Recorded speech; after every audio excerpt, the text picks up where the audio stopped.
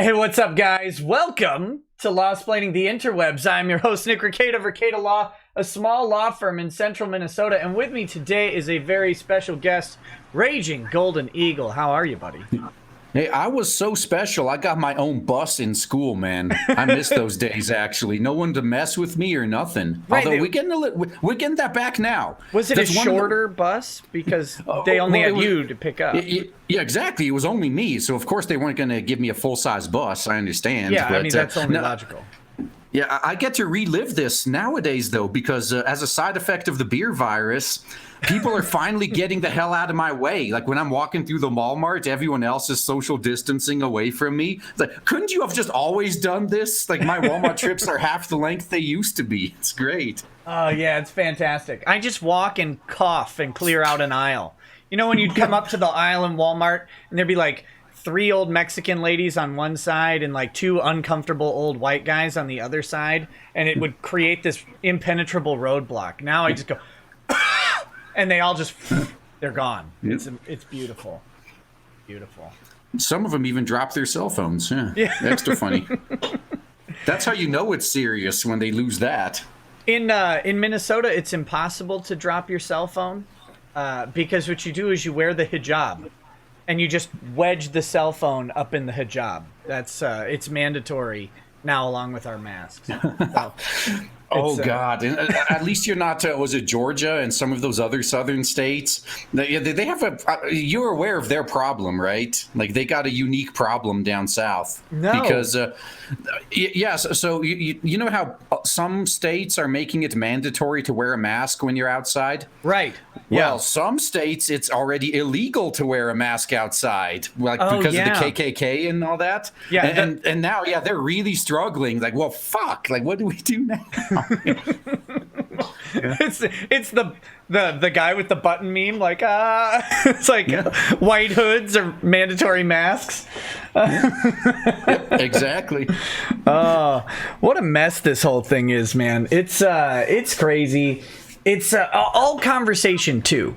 It is the black hole of conversation because I was gonna make a joke that I shouldn't make.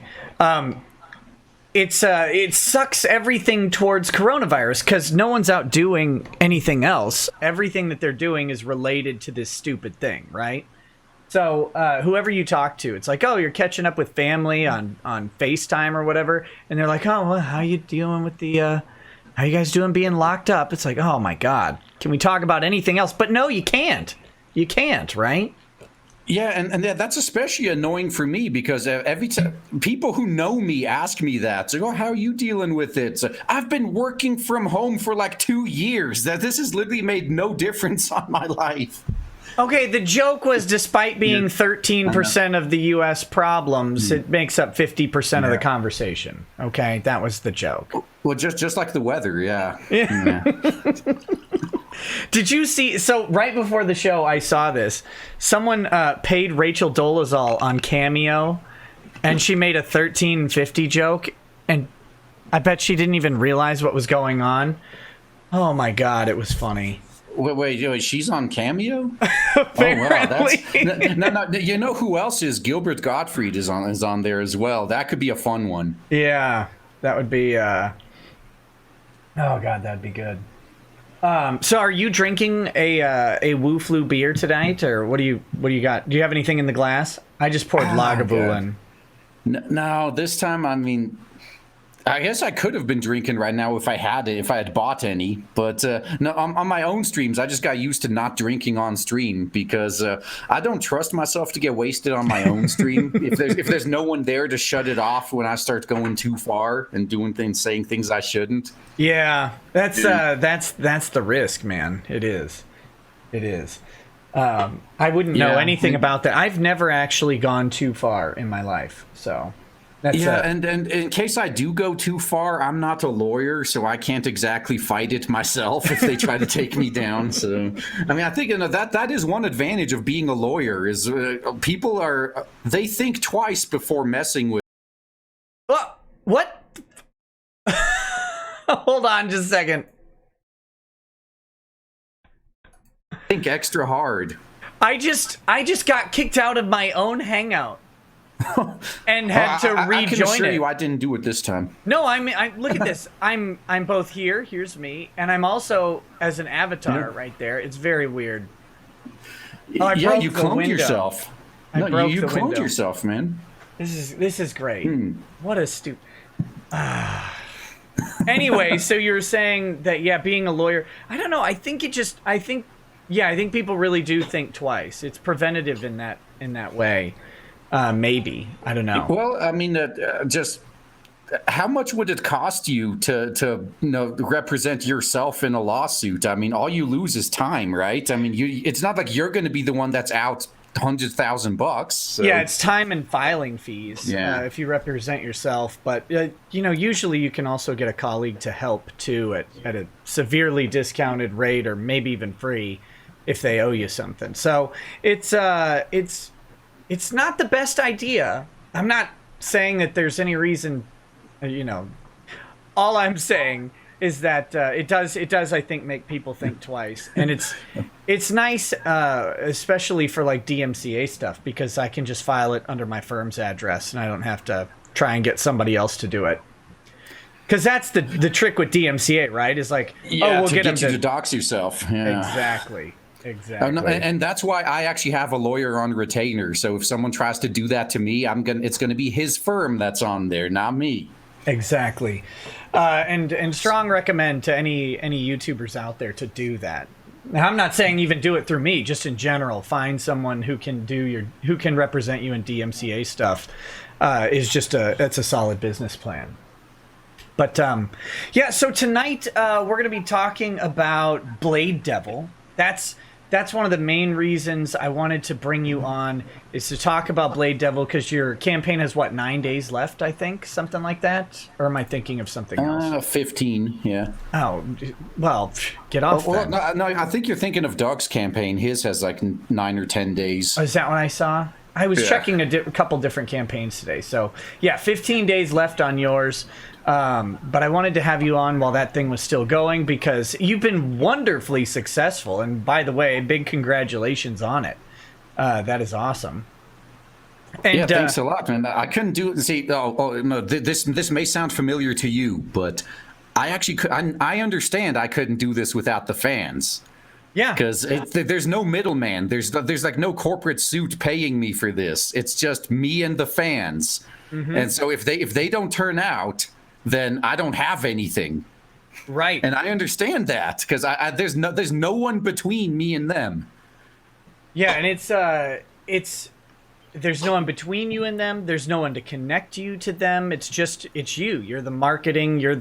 You have to set up all of the production, and dear God, I hope you're ready for all the shipping. So Corey Goodman's in the chat say OnlyFans. It's like, yeah, I'm really concerned about my OnlyFans images getting out in that hack. Like it's going to be horrible. if you see Jabba the Hutt nudes, I'm sorry, that was me. I almost want to have an OnlyFans so I can get them leaked, right? Like that would be the goal, I think, is to have your OnlyFans pictures leaked. Because isn't that what it's really about? That's advertising, in my opinion. This is true. Like I'm not razzing the thoughterry right now. I will in a little bit, but that's a good advertising model. If people are leaking your OnlyFans, that'll make people go, oh, what else is in there? What are they releasing next time? And if they're not doing that, then maybe your leaks weren't that good. That is exactly right. It's the same thing with piracy, actually. There have been multiple cases where indie game developers put their own game on Pirate Bay, and then they had a massive boost in sales afterwards. Yeah. So, yeah. Now, completely unrelated to anything that's actually happening. If someone were to say, reproduce a whole bunch of your videos, hypothetically speaking, would your immediate go-to be to like run and DMCA all of them? You mean just rip them and re-upload them wholesale without checking first, or just like do one of those reactor commentary types where they play the whole thing and they say a few times? I don't know. I'm trying to analogize YouTube to OnlyFans, and I'm realizing that doesn't work very well. But let's say someone just stole a bunch of your nudes. Well, I think having my nudes is punishment enough, in my opinion. But yeah, I get what you mean. But that's also why for my regular pre-recorded videos, I mentioned my name at the beginning and everything too. So in that case, it's I mean, dude, especially after. It's not being called an adpocalypse, but because of the beer virus, I mean, it is an adpocalypse. Yeah. Yeah, we're making like way. I mean, I wouldn't even give a shit. It's like, oh yeah, sure. Now upload my video where I mention the name of my channel and everything, and drive more people over here to me, please. Yeah, I think that's kind of that's always the approach I've taken. People generally are very courteous and ask me if they can, clip my show or whatever. Because I do long shows, and they're like, can I clip it down for this one part? And I don't think I've ever said no. I don't know why I would, because I figured they'd probably do it anyway. People usually ask. But for me, I just think, well, yeah, I hope that those clips, then make someone go, I want to watch that. Or that guy's terrible and I now need to bleach my eyes, because I didn't want them stumbling in here by accident either. So. Oh, that's why I have that intro on my videos. Because now I had, when I first put that up, I had some people just shrieking about how cringy it is and all that. It's like, well, dude, it's there as a filter. If that offends you, you're not. This channel isn't for you. Yeah, you don't want to be here. Yeah. Yep. Yeah, exactly. And as I was talking with the artist that made it, I specifically requested things like that. It's like, no. I want to make this like as offensive as possible while still being within YouTube's rules.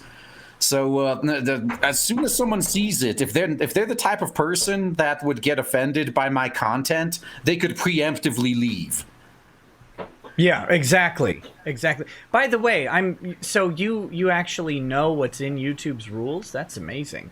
How did you manage that? Well, what sorcery is this? No, that it was made years ago. So I mean, I don't know. No, actually, I know what's in there now.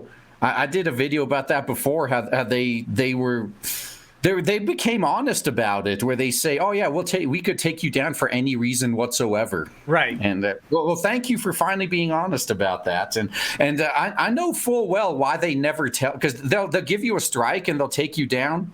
They'll say you violated some guideline or something, but they'll never tell you what you did. And that's intentional, because if they told you why, then you could point out their double standards with other people, and they don't want you doing that. And you could argue it, or you could. Yeah. What's scariest for them is you could take it to a court and argue it there, and that might be a big mess for them. Oh yeah, I would too if I was a professional YouTuber. If this was my job and what I did for a living, and they took it away from me, if I thought I had a case, I would take them to court. Oh yeah, some of these guys are making millions of dollars. They're definitely going to, if that happens. I mean, if you imagine if they did shut down someone like a PewDiePie or whatever, that would be a very expensive lawsuit, and the PR cost would probably be even worse. Well, not to mention, I'm sure half the people on YouTube are only there for PewDiePie anyway. So. We're all PewDiePie. No. So I've got some chats, and then I want to read those, and then we'll talk Blade Devil if that's cool. If that's cool with you. I mean, you can side seat drive with me. That's fine. Yeah, sure thing. Yeah, I guess I'll just mute myself so I don't get in the way. Yeah. Oh. No, what if you need to respond to something? Like, feel free to jump in on anything. The Pie Baker says, I'm tired of these beta back bitch governors trying to regulate how I acquire, train, and condition my immune system. This is a blatant violation of my Second Amendment rights. There you go. The Laughing Man says, thank you for reaching back out to me. Wasn't what I was hoping to hear, but I've still found some peace with it. Yeah, man, and I'll get at you more tomorrow, so we can and I can give you a better answer. Maybe we can talk a little bit. Kay says, hey Nick, do you know anything about phone recording consent laws? My employer's in New York, a one-party consent state. I live in Florida, a two-party consent state. They might use the pandemic to screw me over. Either way, take my cash and thank you for the entertainment.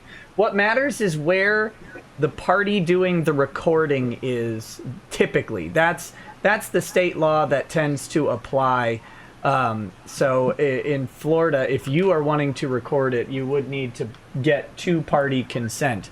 Now, if you happen to go to a different state, I don't know if Georgia's a one-party state, you could theoretically record it in the other state for the phone call, but that'd be kind of difficult unless you're by the border. But good luck to you. And your employer, yeah, they could be recording. You also may have consented to recorded phone calls in your employment agreement or your employee handbook or something, so check on that too. Sakaki Onsai says, "Good evening, Nick.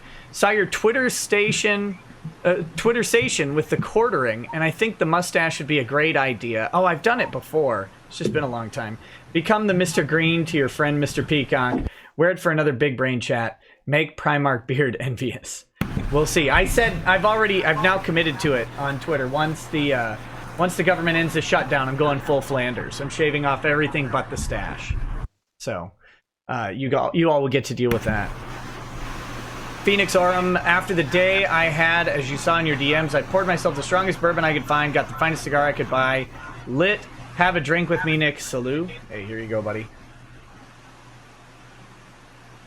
Stacy Dealman says, "Can you take a shot for me? We just lost one of our cats, Cheeto, my cuddle buddy. He would always lay down with me every morning and every night when I got home from work." Ah, that sucks. Andrew Bin says, "2 Nicks, 1 cup."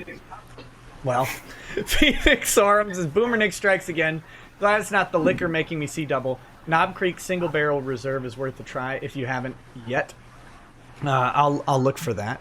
Next, he says, "Fix the hiss, please." Oh, you have a hiss on your mic. Hold on, I can fix that, I think. Oh, actually, that's probably my fan. Let me just unplug it and tell me if it fixes it. Oh, sure. Yep.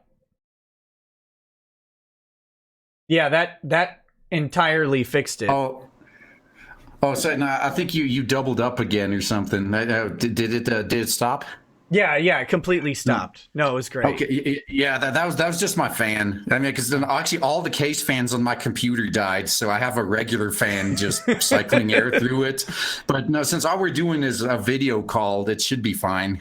Okay. Let me know if you need to turn it back on. I can put on a noise gate on my side anyway. Okay. But yeah, it does sound much better. He also says, "Remember, guys, Citrus Lungs thinks Nick pays this to himself and then Vic's GoFundMe. I am Nick telling Nick to fix a hiss coming from someone else's audio. Solid winning theory from Incompetence Incorporated." Tacoon513 says, "Got my stimulus check today, so spreading the wealth. Hey, thanks. I don't know what to add to this super chat, so how's it hanging, man? Is this awkward? I'm gonna just go ahead and confirm it is. Thanks for streaming during my third shift." Hey, you're welcome. Thank you. And Esme says, "Happy National Anime Day, you weebs. Banana stand money, missed, high eagle person, raining husbandos, and waifus." Is it Anime Day? It's always Anime Day. But I mean, is there an official Anime Day?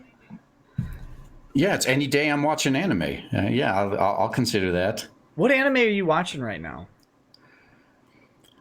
Oh, okay. Actually, let me pull up the list. Yeah, because today I watched Plunderer and Tamayomi, that baseball one. And yeah, let's go through all. I could tell you all of them this season, or just the ones that I'd recommend for everybody. Let's do that. Okay. Okay. Monday. Okay. Oh, yeah. Princess Connect has actually been pretty funny. That's a pretty laid back and cute one if that's what you're into. And Shokugeki no Soma is back.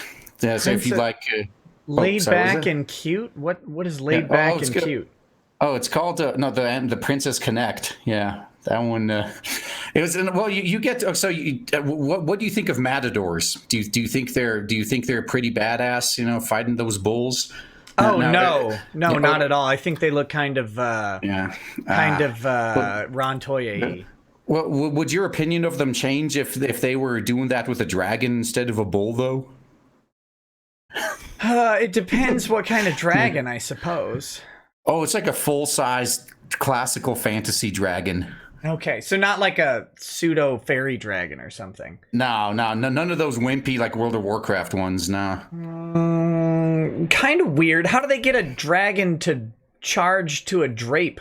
That's strange. Like, what kind of dumbass dragon is like, oh, I got it. It's a sheet. I'm going after it. Nah, well, the context of that was, the guy was just distracting the dragon while the rest of his party did something else. Oh, okay. And he succeeded. He did distract the dragon. How did he distract the dragon? Was it with like a matador like sheet type thing, like a red? He took his cape off and he used it as the sheet. Yeah. Oh, okay. Was he wearing other clothing? With anime, I never know. Yeah. This time, yes. Now, although it would have been okay. So I know you're playing a nice D&D game right now. I hear you're a kobold, huh? Yeah. No. We enslaved a bunch of kobolds. Oh, okay. My character is basically Bill Clinton. And I had to convince the paladin. Oh, so now I know what you use the kobolds for. Yeah, well, I had to convince the paladin, because he's lawful good for some reason, that we had a good education program for the kobolds who couldn't even read, Like, we need to go ahead and take these youths under our wing. Because listen, we cannot have them. They don't even know how to read. They don't know what they're doing. Look at this, living in squalor. We got poverty programs to get them out of this. That's how we, it was a little smooth talking Bill Clinton to get the paladin on board. Hey, whatever works. But we'll talk about distractions and being naked and all that. I remember this one isn't one of mine, but I remember one of the forums I frequented a lot when I played more often. So one guy was telling a story from his own group that he was the DM and he had the current villain the players were fighting was a female lich. And the party had a plan, and the barbarian was volunteered to distract her. Yeah. So we started hitting on her. Nice. Well played. Yeah. That would be pretty distracting. My character's is a warlock, an undying, so pledged to a lich, and he's pledged to the Arch-Lich Ruth Bader Ginsburg. So that's how my character's going. It's perfect. Yeah, that's the only explanation for why she's still around. Oh, dude, yeah. I keep telling people if Trump gets reelected, she lives 4 more years. But if Trump ends up losing the election, she's toast. She's gone immediately. Nick Naylor says Raging Golden Eagle plus Rekieta Law equals Raging Legal Eagle. How don't you dare?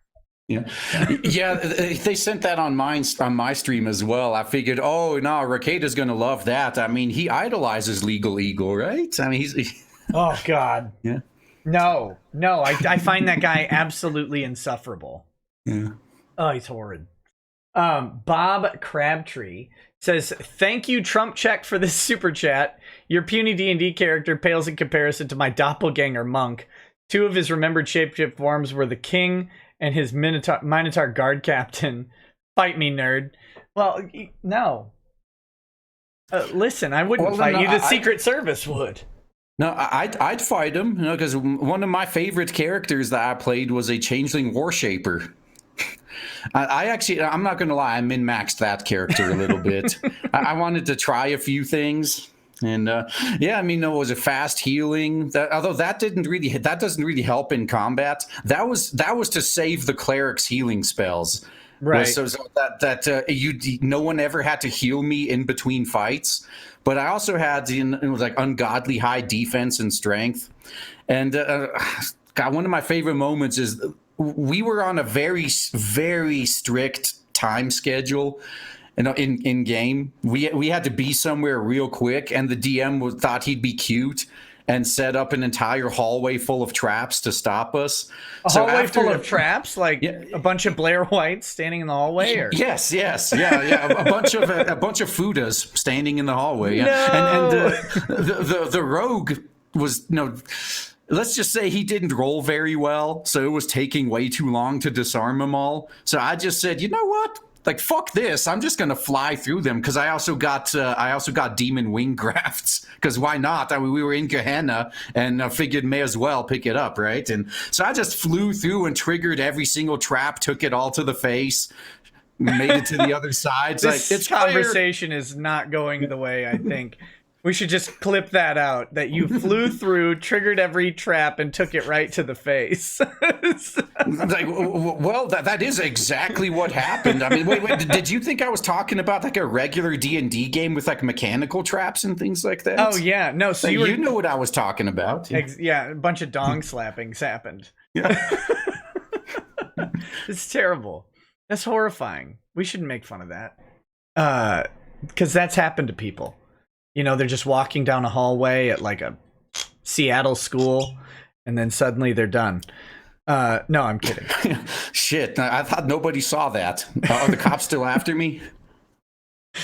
So let's talk about Blade Devil a little bit, because like I said, you've been very, very successful in the campaign. I'm gonna pull it up. I'm gonna do a share screen here so that everybody can see it. Can see awesome. The campaign, and here we go. So here is Blade Devil, Ghosts of the Past. You're at $147,245, which is great. I noticed, so when we talked about this before, I didn't realize that there's a titty tentacle book 3-book combo. Hey, I know who my audience is, so I have some stuff for them. But if you're not into this whole over-sexualization stuff, then, well, first of all, why are you looking at my campaign? I mean, you could go to Marvel if you don't like it, but that aside, we got options. So cover A is just that one you see like right below for the digital tier. Yeah. Okay. So here's it looks right. So here's the digital tier. We've got cover A that doesn't have the phone over it, obviously. Yeah. Then we've got the cover B, which is the almost lewd tentacle picture, right? So see the titty one is it's that one, but it's a little bit more revealing, and right. And part of, I don't know exactly how much of that we're going to change even further. I mean, because my artist is in the chat right now. He was there saying, yeah, I drew those titties. Yeah, he knows. Yeah, so the original way he had this, like, actually, if you scroll down a bit more, you can find that tentacle cover like a lot bigger in the campaign. Yeah, I saw it when I skimmed through earlier. So here's the there it is. Here's the cover that of the non-lewd, and then here's the censored out lewd cover, so you can get your imagination around that. Why didn't I tell us about this? I did. I told you it was coming out. RGE was on the show. Before. I think it was in pre-launch back then. Yeah, I did. Right. I mean, I wouldn't show up and miss a chance to shill. I mean, come on. No, I wouldn't let that happen. But yeah, that cover there, the at the bottom where the tentacle is like wrapping around her flap there. Yeah, originally the way he drew it is it was just going underneath it. Oh, okay. And I was like, that may be a bit excessive for Indiegogo. They may make a few assumptions, but I'm not saying there's a possibility we may bring that version back for the uncensored cover. Yeah. So then you have like a casual sauna or spa, an anime spa sort of scene here. And then you can see the first 7 pages of it. The art is really good. And we actually have the first 15 pages up if you look through Twitter, because as you'll see when you go to pages 6 and 7, on here, Indiegogo is real shit when it comes to compressing these. So the double pagers are unreadable. So we're just going to put it on Twitter then. Sure. Yeah, I like the art. It's like a mix of anime and like JRPG, but not 8-bit. You know what I mean? Or not 16-bit. It's like if 16-bit pictures looked good. That's what it reminds me of. Well, everyone keeps saying it's like Dragon Quest and and Chrono Trigger and all them. It's like, well, yeah, I mean, my artist was heavily inspired by Akira Toriyama, so it makes sense that the art would look similar to his. Yep, and it really does. It's pretty cool. That's what I really like about the book, is it has a unique look to it. It doesn't look like your standard superhero comic, which I like that look too. But this just stands out, is what I'm saying. So what comes in the 3-book combo? Yeah, that was just be the three covers okay, you so the looked through three. earlier. Yeah. So it's the Yeah, same and same thing with 3 different covers. yeah, Gotcha. and the thing is, you know how some of these other campaigns they add extra items and all that with their stretch goals. No, Right. ours are, with the exception of the posters, it's actually being added to each book itself. So it's Sure. actually, I don't know if you got Jawbreakers from your boy Zach, but I that's actually didn't, and I'm kicking myself in my own testicles for not doing that. Dang, yeah, you missed out there. But so I guess in that case, I need to explain how he does it, because how Ethan, he had Cyberfrog and then the two ash cans separately and all the the sticker and everything else. Right. So I'm doing it like your boy Zach did, where it was just the book and the poster, but in the book itself, you have all the additional content. Like he had the 2 extra stories and everything attached like inside the main book. Sure. Yeah. So we're just and so obviously this book's not going to be like stapled. It'll be square bound or perfect bound, whatever they call it. I guess it depends on the printer. And yeah, it's just as we meet more of those stretch goals, the book pretty much just gets bigger. Okay, so you've got the 3 book combo is 3 versions, 1 with each cover. You've got 2 books of cover A. Then you've got the signed tiers. The comic book shop is 10 book tier. All signed plus special thanks. That's $250. So what does that get you? Is that like is that each cover, one of each cover, all of them signed? Is that? Yeah, and then your name in the book, and another big thing about that one too is that one's kind of like Ethan's honeycomb box in this campaign. Sure. Yeah, because we added that Rivals cover, the Hot Spring one. We added that at the halfway point. Oh, okay. But, so if you didn't get that at first, you'd either have to like cancel your previous one and back again with that as an add-on. No, or if you got the 250 tier, it's just all the stuff we add in the future is just automatically in there. Gotcha. And so then you have a bunch of sold out like higher level tiers here. Oh yeah, those are all drawn in tiers. Oh, so okay. yeah, if you wanted like yourself drawn into the book. Gotcha. Are you gonna add any more of those, or what are you thinking? Probably not for this one. Yeah, there's only so much we can. I mean, because eventually, we could probably add more, but then you'd just be like in the background, barely visible. It's like no one wants to pay for that. So. Yeah, I gotcha. Yeah. Or you could be a lawyer in hell. No, I'm kidding. That was a joke. It's because Earthworm Jim, I was a lawyer in there. Oh yeah. Actually, I remember that. Yeah, when that cat was Satan's a cat, right? Yeah, when he pulled Earthworm Jim to hell. Yeah, you were one of the lawyer characters. I remember exactly. And then he had to scoop worm shit for like 500 years. Yeah. Let's see. So I mean, what is the basic story of Blade Devil? Like, what are people looking? What are they getting when they buy this book? What do they get to explore? Tell me about the world, I guess. Great. Well, the world itself is kind of screwed. Yeah, it's a dark fantasy world, and kind of like Berserk and Claymore. Like I guess from a world building perspective, they were pretty influential.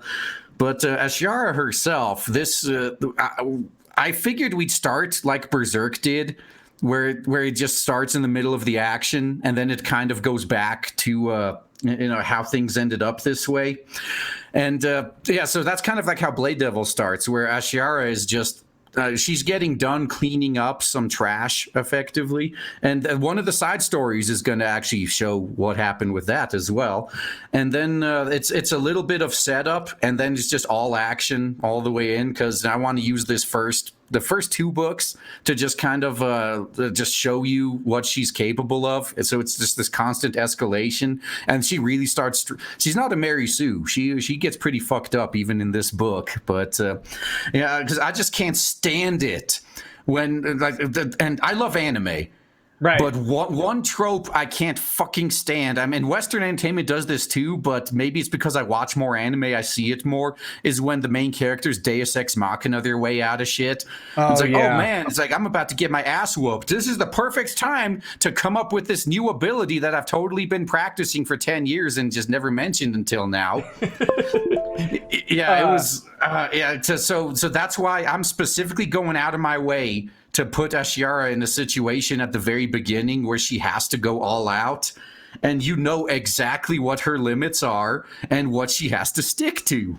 Yep. So, yeah, because I can't stand it with the whole Deus Ex Machina shit. But it's a common thing in anime. Like you said, it's also in Western animation, and it's becoming more and more prevalent in movies as well, where it's just like, oh, suddenly, the main character, what was inside him, and it awakened. It's like, wait, what the hell? But there's no risk. Like, where's my main character has to actually struggle to overcome the obstacle, rather than they will just get to overcome the obstacle when the requisite 68 minutes has passed in the movie. Oh God, no! It's a funny thing you brought that up now, because what Ashara is trying to do is she's actually hunting down like one of the most powerful casters still left in this world to try to save her sister's soul. But unfortunately for her, she's a regular person. She doesn't have any special powers. She can't use magic. Right. And this is this high fantasy world where demons and dragons and all that other shit exists. And she's a regular person. She could be the best regular person ever. She's not going to be able to accomplish much without the proper support, basically. So she found out the hard way she's not a match for a lot of these, supreme beings. And she had to make a deal with the devil to keep going. And that's at that point, she's almost like Spawn. Where right. she's capable of unleashing some pretty epic demonic powers now, but every time she does so, I mean, those powers need fuel. And you know what demons like to eat, right? And let's just say it's vagina. Yeah. Oh, of course. What else could it be? Given that tentacle cover, I can see why you'd catch on right away. But yeah, that's She has to feed it her own soul to do that, and it's a limited resource. So she can't exactly replenish. Now, there's ways around it. I mean, she could feed it other people's souls, and that's part of where the conflict comes in, where she would make a good villain. If she was a villain, she would just be sacrificing everybody else to fuel her powers and just, doing whatever she wants, right? Yeah. But she's not a villain. She has the powers of a villain, but she herself is a hero. And that's one of her big struggles is, that cartoon cliche where the angel and the devil on the shoulders? Right. Like she's only got the devil and she has to play the part of the angel herself. Like that's her whole life. Is just constantly like fighting against that demon that keeps trying to lead her astray. Nice. Sounds pretty cool, man. I gotta tell you, I just got a live text message during the show from Drexel. And he says, Raging Golden Eagle, shout out to him. I love his work. Calling out feminist Me Too hypocrisy. Great guest. God bless. So. Oh, damn. No, I knew Drexel really loved Turd Flinging Monkey, but I didn't know he watched my stuff as well. That's awesome, man. He didn't tell me anything. I had no idea. I would have invited you on for one of his streams. Oh, well, if you ever feel like it, I'll gladly come on, man. Because, I mean, every stream you have on with him, I agree with pretty much everything he says. Did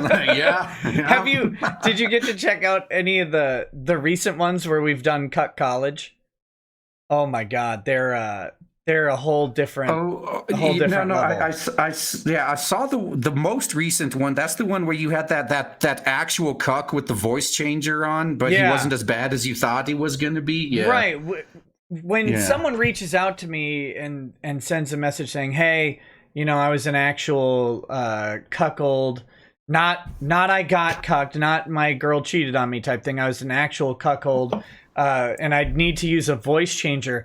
I was expecting a much worse story, right? Like I was expecting horror. I was expecting to cry myself to sleep after the show. I almost had to do that because the first time I was on Turd Flinging Monkey's stream, that was the cuck stream. And it was unintentional. I think he had like 4 call-in guests that day, and 2 of them were literal cucks, and 2 of them were like super simps. And I'm like, what the fuck? Like, there was like no cucks on his show for weeks, and then I'm on, and like every caller is like a literal cuck. It's like, whoa, what the hell? Did you do this on purpose? It's such an interesting phenomenon. But yeah, next time he's coming out, I'll let you know, and if you're available, I'd love to have you on. With him. He never tells me anything. I don't know what he actually like watches or what content he consumes, but apparently he likes yours, so that's cool. Yeah, so going back to this. So did you what's with the name Ashira? So you're pronouncing it Ashira, right? No, I pronounce it Ashiara. Yeah. Ashiara. Okay. Is that like a reference to Asherah, the pagan goddess of fertility, or anything like that, or is it just a cool name you made up? Oh no, that's actually that's a name that I've been using for a while in D&D games, MMOs, things like that. Yeah, so and I was looking for what? Yeah, because when you're looking up when you're thinking of a name for your main character, this wasn't the original name I was going to use for her. But then I thought, okay, since this isn't just going to be a D&D game, this is going to be a serious project. I'm going to have to Google this name, and that's knocked out like my first 5 name choices, because I put it into Google and I was like, oh my god, I don't want to be associated with that. I don't want to be competing with that. And Ashiara, I think there's like 2 Indian actresses who have similar names. But that's like about it. It's like, okay, this one works. This one works. Sure. So definitely, guys, if you're writing your own stuff, Google the name of your main character. I mean, for side characters, it's not as important, but you really want to know what comes up when you put that into a search engine. Yeah, like if you were going to open a website, for example, and if you wanted to call it Subverse, I mean, hypothetically. You might want to go ahead and Google Subverse first and see if there's any chatter on the internet. Would you agree that would be a good plan? Well, actually, it depends on whose perspective you're going for. Because at this point, I understand where Tim was coming from, but Studio Foe did nothing wrong there. I mean, maybe they knew that Tim's stuff existed, but they just didn't give a shit. They're like, oh, we're totally just going to wreck him in SEO. It doesn't matter. I think it was more of, I don't know if it was that intentional. Like, I think it was just, we're making a thing. Subverse is our thing. We're certainly not going to conflict with this news site. I think Tim was the unfortunate victim of circumstance in that one. I don't think there was anything particularly nefarious. I don't think it's not like that channel was super trending before Subverse started, and it may have actually in some way helped him. It's hard to say. Even if it wasn't, I mean, no, you're the lawyer, so I'd actually love to get your opinion on this, because the way I understand it is because even if he was a lot bigger, the fact that he never trademarked it or anything, that means Studio Foe would have still been able to use the name. But since they trademarked it first, I guess, at least in the UK, so Tim wouldn't have been able to stop them. But on the flip side, he'd have prior use, so they wouldn't be able to stop him either, even if they wanted to. Is that how that would work? Sort of. I can't comment on the UK stuff because I have no idea how their trademark system works. But in the US, it's the first party to use it in commerce, whether they register the trademark or not. Now, registration comes with lots of advantages as far as like statutory damages and stuff like that. It makes your lawsuit a lot scarier. That's the main benefit of registration. And it also makes the ownership chain clear. But really, if you put a mark into commerce in some way, you are using the mark, and you have a common law trademark rather than a statutory trademark. And so once that happens, then anybody else who is interfering with your mark, you could hold them liable for that interference and for any sort of loss. The problem with Tim's case and Subverse is no one who's looking for Tim's page, right, finds the Subverse video game and goes, this is the news site I was looking for. They're pretty disparate as far as the types of content that you're coming across. No one's like, you know what? I think and that's why because I was looking into registering trademarks myself, and I noticed I think it's like $250 for each like area you want to trademark, and that's why your boy Zach was able to make a book called Jawbreakers, despite the fact that there's a very well-known candy called Jawbreakers and a movie starring Rose McGowan. Also called Jawbreakers. So you got so you got the movie, you got the candy, you got the books. They're completely different. There's no similarities whatsoever between them.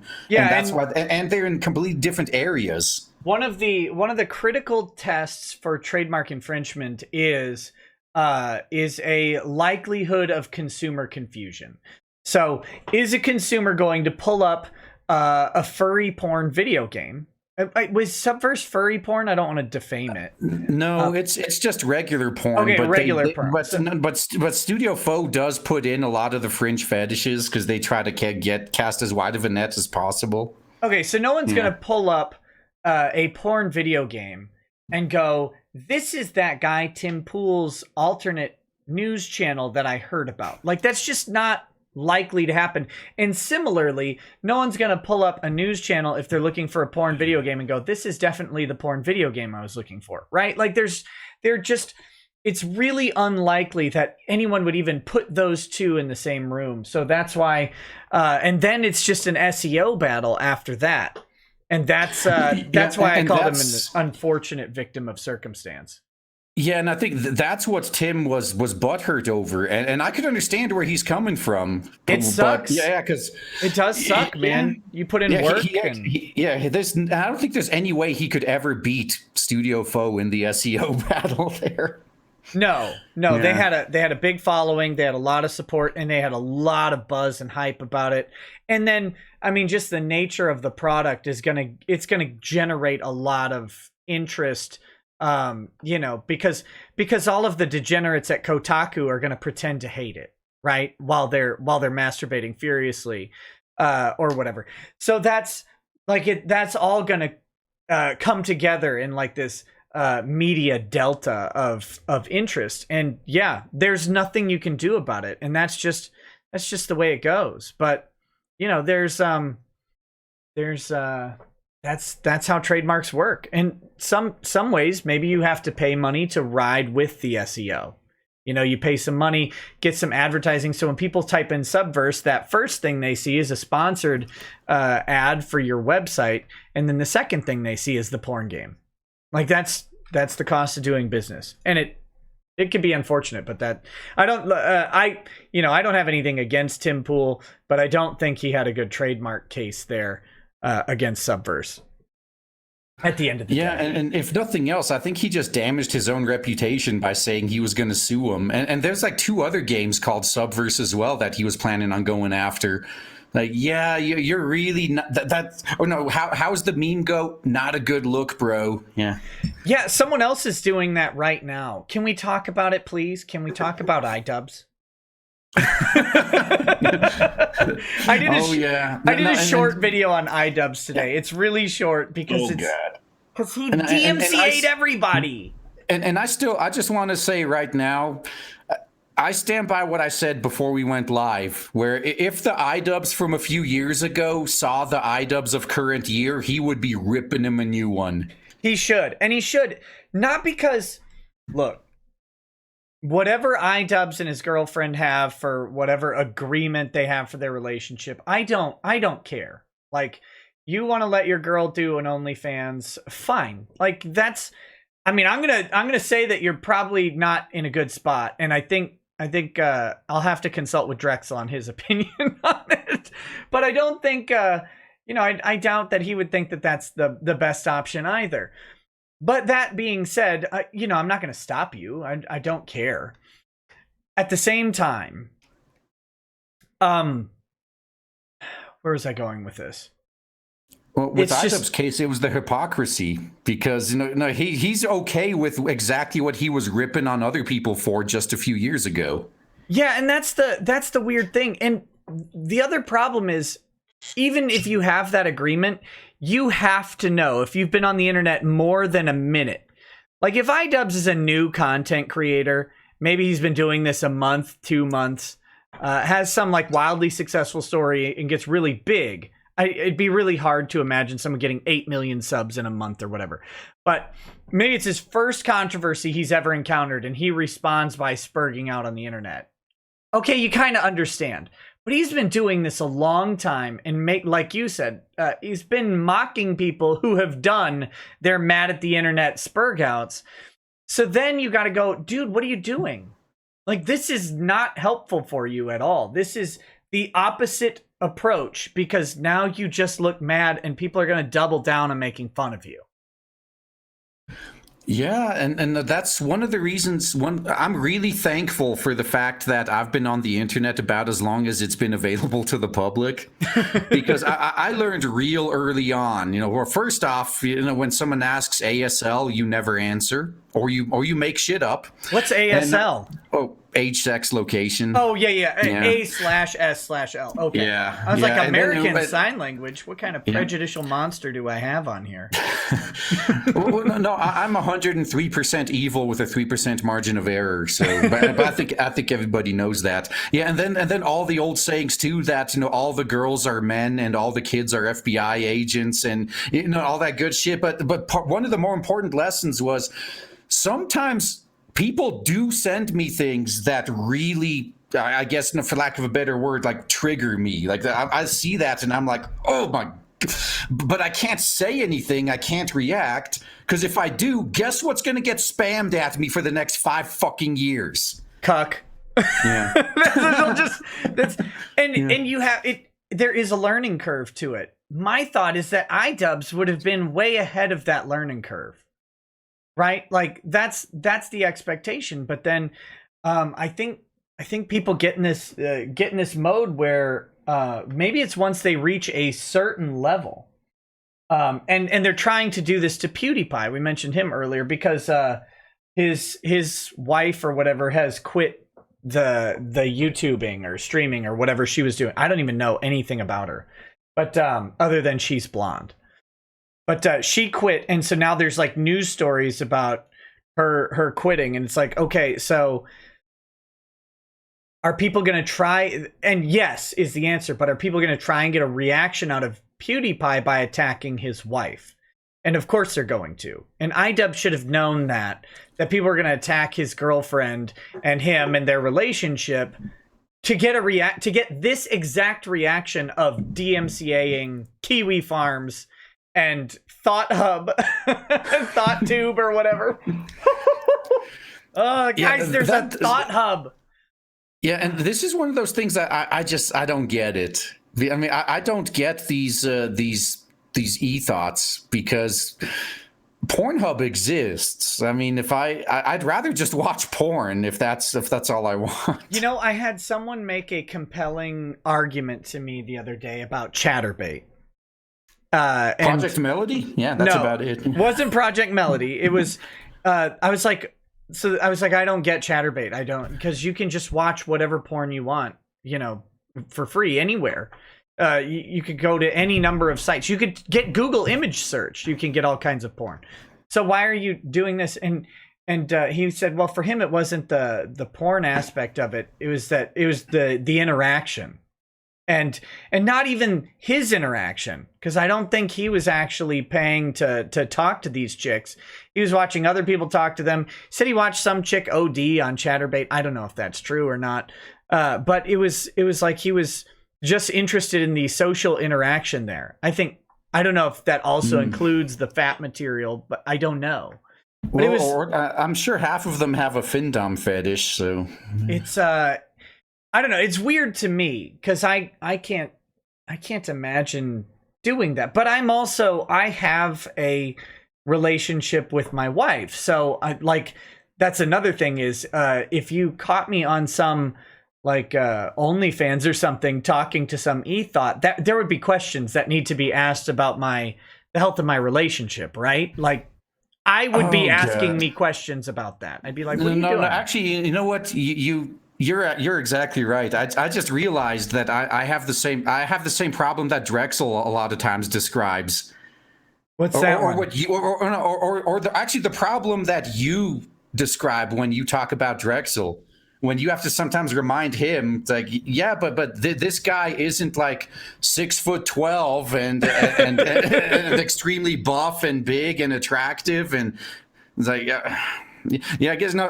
Despite the fact that I work from home, I actually do interact with people. So maybe if you didn't have anyone in your life, I guess I could see why even if it is fake, interacting with someone pretending to like you would be appealing. Yeah. Let me address this because I'm going to do the iDubbbz thing and I'm going to argue with the chat right now because that's always a smart thing to do. SD Teal King says, wait, is Nick saying that if he was single and lonely, he wouldn't be the E-Thought? Oh, buddy, every stream would be in the nude. Everyone, how dare you? If I was single and lonely, there would be only OnlyFans all day. Nothing but nude streaming all day.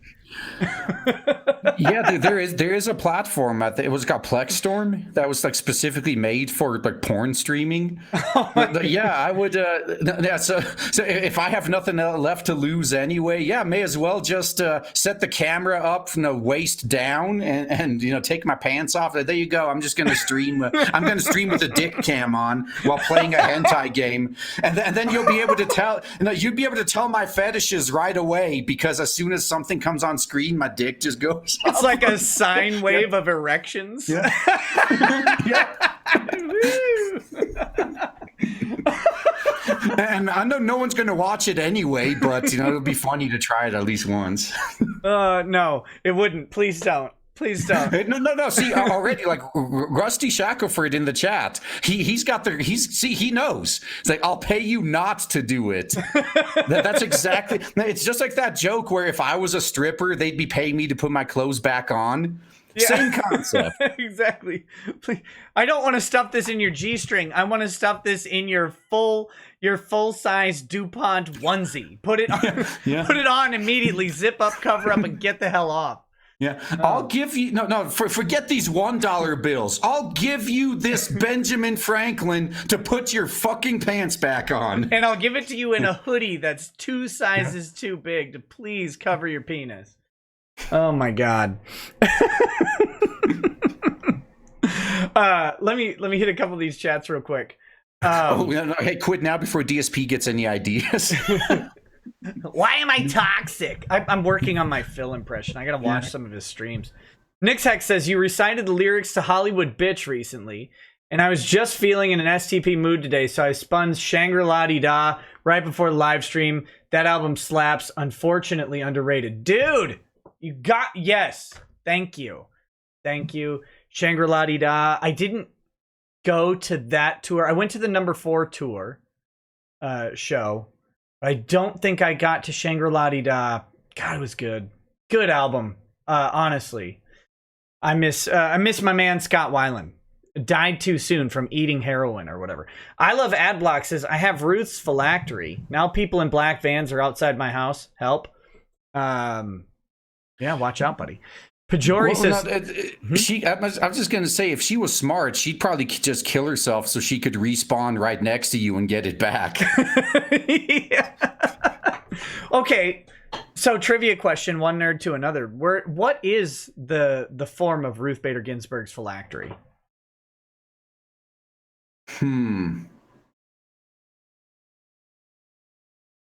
Shoot. No, how old is she? She's got to be like 400 or 500, right? At least. Okay. At least. We got to figure out what it is. Like, is it just like is it a foreskin that she wears on her ring finger or something? I'm saying, what would she have access to like 500 years ago? I mean, if you think if she was a friend of Elizabeth Bathory, maybe it's a vial of virgin blood or something. I don't know. It'd have to be some sort of like horrific aborted baby, right? Like some an aborted fetus. Yeah. Yeah, but an old one. So it would have bad stuff attached to it. Like maybe Like maybe the wrought iron rod that was used to perform the abortion, with the smooth hands of some horrifying doctor. I don't even know what did they do. I think they just drank a bunch of herbal teas or whatever until they just spit it out on the floor. Right? I think they did it in a more kinetic way, if you know what I mean. Oh, you think they just had tumbles down the steps? Yeah. Yeah, it's I don't know. I don't know what her phylactery would be, but I have to imagine that it's frankly horrifying. Well, if I was a lich, I'd probably make my phylactery be the thing you would least expect. Yeah, Like, mine would be if I'm known to be a innocuous. huge, yeah, like if I'm known to be a huge degenerate, my phylactery would be the gold leaf Bible. I have no one would see that coming. This person, would you destroy the Constitution if it was her phylactery? That's what you do. Huh? You just well, you can't make it the Constitution because that's the thing. That's the only thing keeping her alive is that the Democrats want to shred it, but they can't because they'll kill Ruth. Yeah. Oh no, just that actually that reminded me of another like just genius move I've seen in a D&D game too. Where the heart of where an orphan. Damn. No, the lich's phylactery was the hero. Yeah, because no, he did some divination, found out who the hero that's going to defeat him is going to be. Sure. And made that guy be his phylactery. So it's like, yeah, you know how you could get rid of me. Are you willing to do it though? Yeah, good. That's kind of the question in Blade Devil, right? Like, what would you sacrifice to save a loved one, yourself, from a fate worse than death? Which obviously liches have overcome death, so their complete obliteration would be worse, I would think. Well, I guess it depends on how much they enjoy clinging to life. Yeah. What if they're actually? Yeah, what if there is a? Oh, go ahead. Oh, sorry. I was just saying, since we hopped back to Blade Devil for a split second, I was going to say there's really only two characters still left, that I guess among the so-called old guard that was keeping all the horrors of the world at bay. And one of them, he was a failed experiment at achieving immortality. Well, at least they thought he was a failure, because obviously they tested it and they killed him and he died. So yeah, obviously it failed, right? But his curse, I guess, is he reincarnates with all the memories of his past lives fully intact. So he's immortal in that way. Sure. And his whole thing is, he would want nothing more than to find something that'll finally kill him. So he takes a lot of risks, let's just say. Yeah. But I'm just imagine being that, I mean, he's kind of like, it would be like a lich, I guess, who's been there, done that, did everything they wanted to do. It's like, okay, now what? So now I'm just bored. That's like my boy John Grammaticus in Warhammer. Like he's immortal in the fact that he'll die and then come back, remembering everything. Oh, excuse me, including his own death. So he has to experience the death, though. Oh, yeah, he does. Yeah, and then he gets to experience, being a freaking infant again and growing up again, trying to pretend to not know everything. Oh wait, so your guy has to grow back from an infant? Oh yeah, like he literally gets reincarnated as another person with his past lives memories fully intact. Okay, I didn't put that together when you said it, but now that you emphasize it, it makes sense. No, like John Grammaticus just comes back as himself, like at his present age or whatever. God, that would suck. Having to wait, like in that Tom Hanks movie, What Dreams May Come. Was that Tom? No, Robin Williams movie, What Dreams May Come, where that had the stupidest ending. Have you seen that movie? I have not. No. It's pretty cool, right? So Robin Williams dies, and he goes up to heaven or whatever, and his wife had offed herself. And so he gets up to heaven, and he's like, oh, look, I found my kids, but my wife is gone. And well, you know where people who commit suicide go. Right, that's the idea, right? So then he's like, well, this is stupid. I've got to go save her and get her out of hell. So he goes and he braves like all of these and the imagery, and it's really cool. They like do a good job with how awful hell kind of is.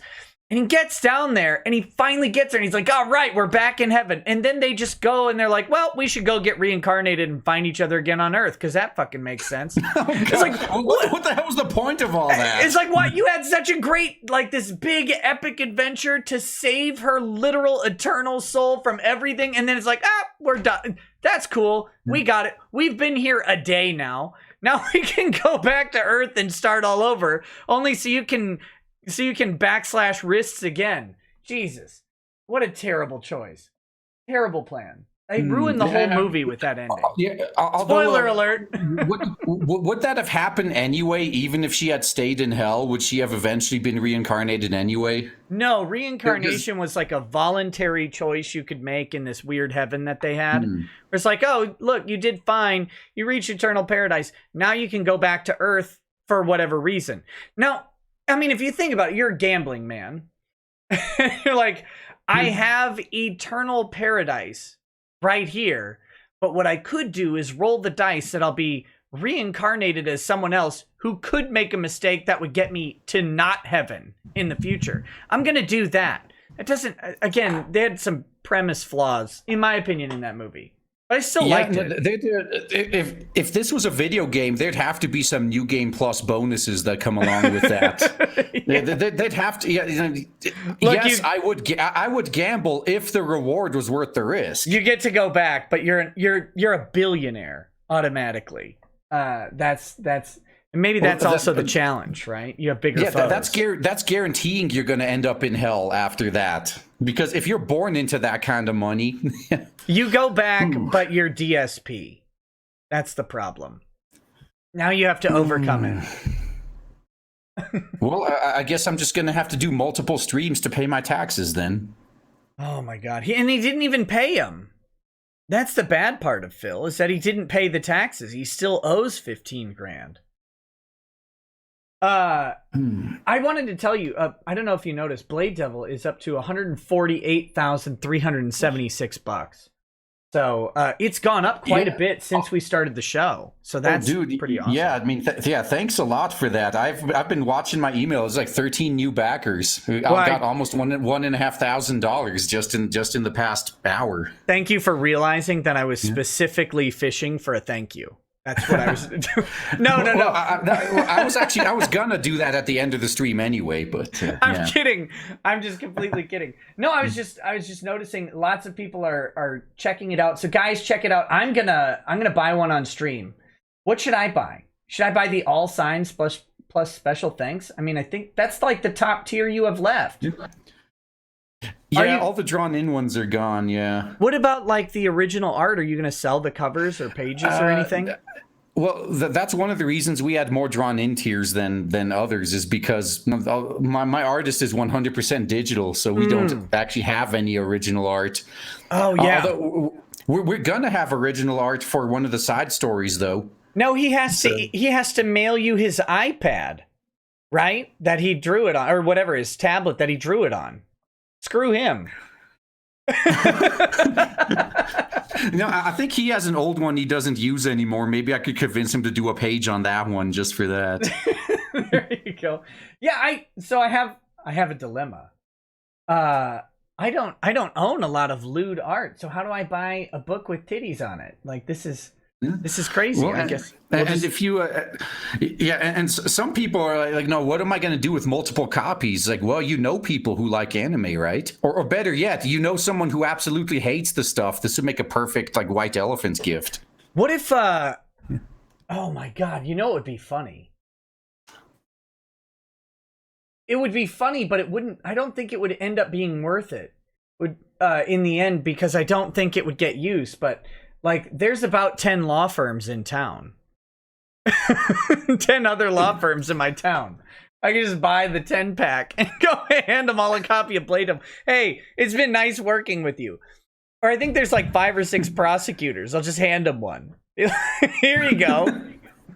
It was a pleasure settling out this criminal case. Here, have a copy of Blade Devil. God. So on my stream last night, I don't know if you're aware of the guy. I had a guy called Commie Mark on, and his whole Why thing is he Commie Mark? Is he a communist?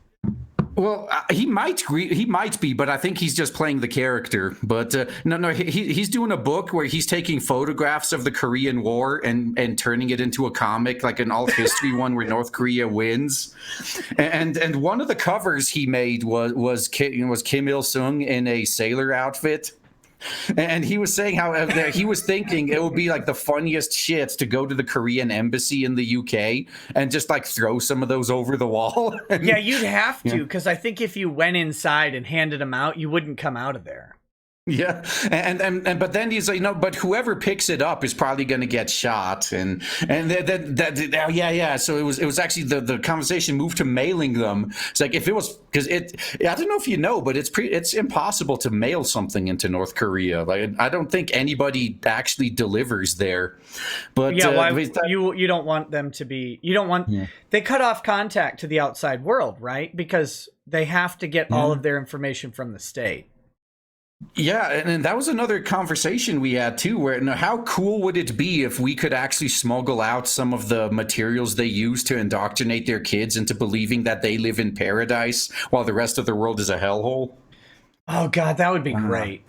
Yeah, I would love to see that. I know you watch anime, but do you watch like Asian cinema at all? Like Korean movies are pretty interesting. I don't watch any K-drama, no, but I do watch some live action movies from time to time.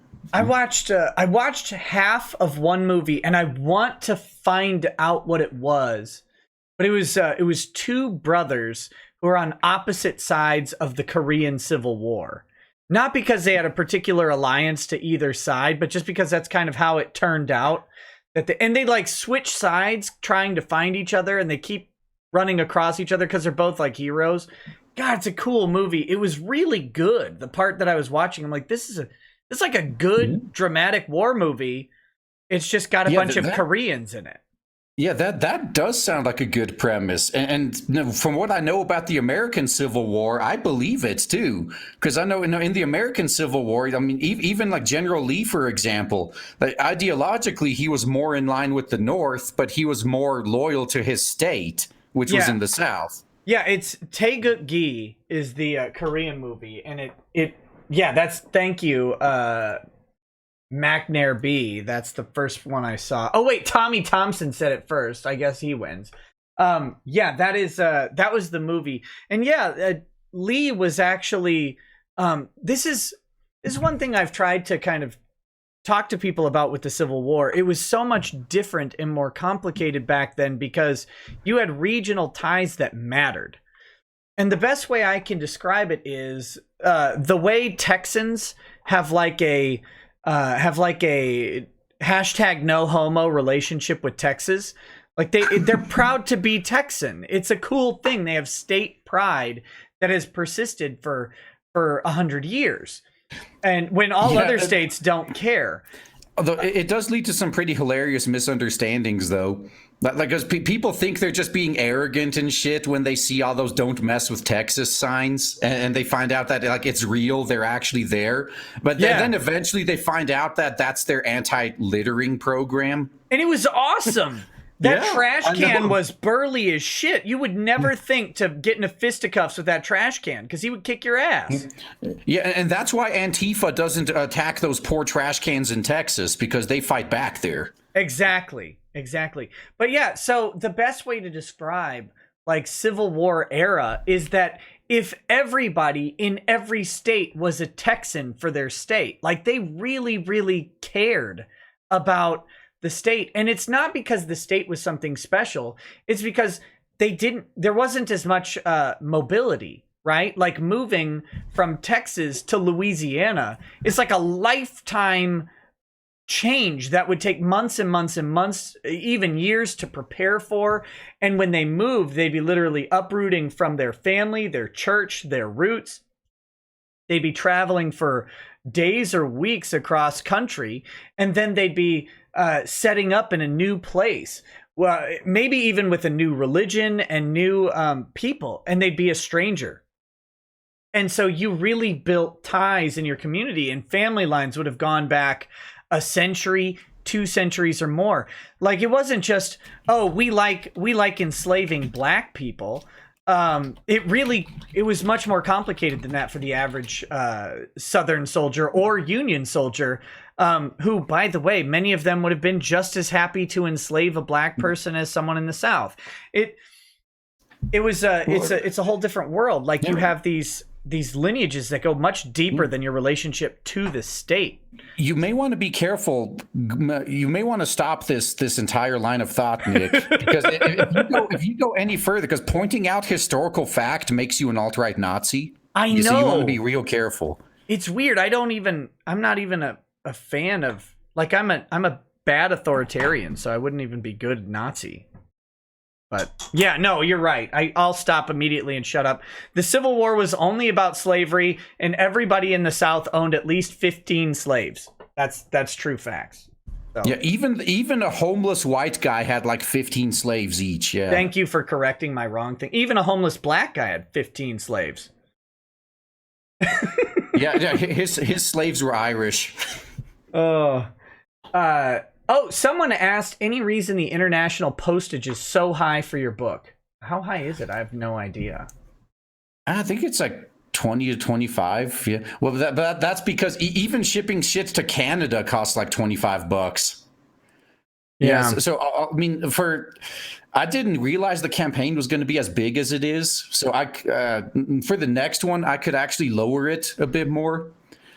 But for this one, I mean, like, if you listen to Ethan, like, he'll tell you, like, he shipped something to Singapore and it cost like $80. He's like, yeah, I'm paying this guy money to get my book. Yeah. So and then, so this first campaign, I'm actually going to know. Now, first off, how much I can afford to eat in the international postage, but also the breakdown of my audience, U.S. versus international. So next time I can actually make it a bit cheaper. But all yeah, right. so I just watched all those horror stories from other people. It's like, oh yeah, I mean, like Doug, for example, he does get a lot of shit for his. I mean, his is like $65. He's shipping a big book. That's the yeah. He's shipping a big book in a fancy package and all that, but it also does cost a lot of money for this. Yeah, one second, I gotta grab something. Yeah, we're in for a DSP moment, guys. Just wait for it. I mean, I don't have my Earthworm Jim, but the Bigfoot Bill, like, 2-book pack is this. This is a substantial weight. I mean, it's not just it's not a comic book per se. So yeah, Doug's shipping is expensive because of the size of the book and the weight of it. You can't just throw it in a flimsy envelope. Not that you do either, because you've got. Mine's gonna be going in those Gemini mailers. If I could find one size, because ours is also gonna be oversized as well. So it's gonna be it's gonna be quite a few pages. It's gonna be 8.5 by 11 as opposed to it was like 6 by 10 or whatever American comic size is. Right. So yeah, if we could find a Gemini mailer or something similar. I mean, I know they exist. I found some already, but so I'm gonna buy those. So, well, you guys don't have to worry about getting your book damaged, hopefully. I just backed your book, so you're probably going to get another email. So, but anyway. Doxed. Yeah, no. I doxed you my P.O. box. No. Okay. Oh, yep. So, chat. Okay, I'm going to dox you right now. His real name is Nicholas. It's not Nick. Oh. Yeah. Quick. Cut the stream. Yeah. Cut the stream. Rude. Why would you do that? You're my guest. You do me wrong. No, I'm one of those. Was it those infiltrators? Yeah, I was just pretending to be your friend all along. Yeah. Dude, that's not cool. That's not cool. Have you run into that? Oh, what, like people backstabbing me or something? Yeah, I don't know. You mentioned infiltrators, someone pretending to be your friend. I mean, I think I've run into that. I said this jokingly on my my Discord chat, but it's mostly true. I don't I don't have a problem with other people, but some people have a problem with me. Is how I approach things. I agree with you. Now, my official policy when dealing with, well, actually, first off, thanks for that generous backing, by the way. But I bought the signed everything, the all signed plus special thanks. So I expect a penis picture. I'm just saying. Maybe I'll ask my artist to draw you one. Just Polaroid the end of a tentacle. It'll be fine. Yeah, but I mean, I said on Twitter even because I don't know if you've been watching, but yeah, there's a lot of Comicsgate drama going on right now. I know the antis are really loving watching that, but my policy on drama is, I mean, I know there are people that have it out for me. There's two people in particular who keep trying. I mean, they've been trying to get my attention for like 5 years. And every once in a while, nothing happens for a few months, and then I get a message in my DMs. It's like, oh yeah, you see what this guy's saying about you? Like, is he still? Like, really? but no. So my policy is I don't respond to drama or anyone trying to mess with me, because this, as a YouTuber myself, I know how this works. Yeah, it is these smaller channels that are trying to build up will intentionally pick fights with people bigger than them so they could get all that attention thrown their way. So I just ignore them. So a few people, after a few days, they give up. But then I got two like dedicated autists that keep trying to come back, but I just ignore them, because my policy is, unless they're actually doing damage, I don't even respond. I pretend they don't exist.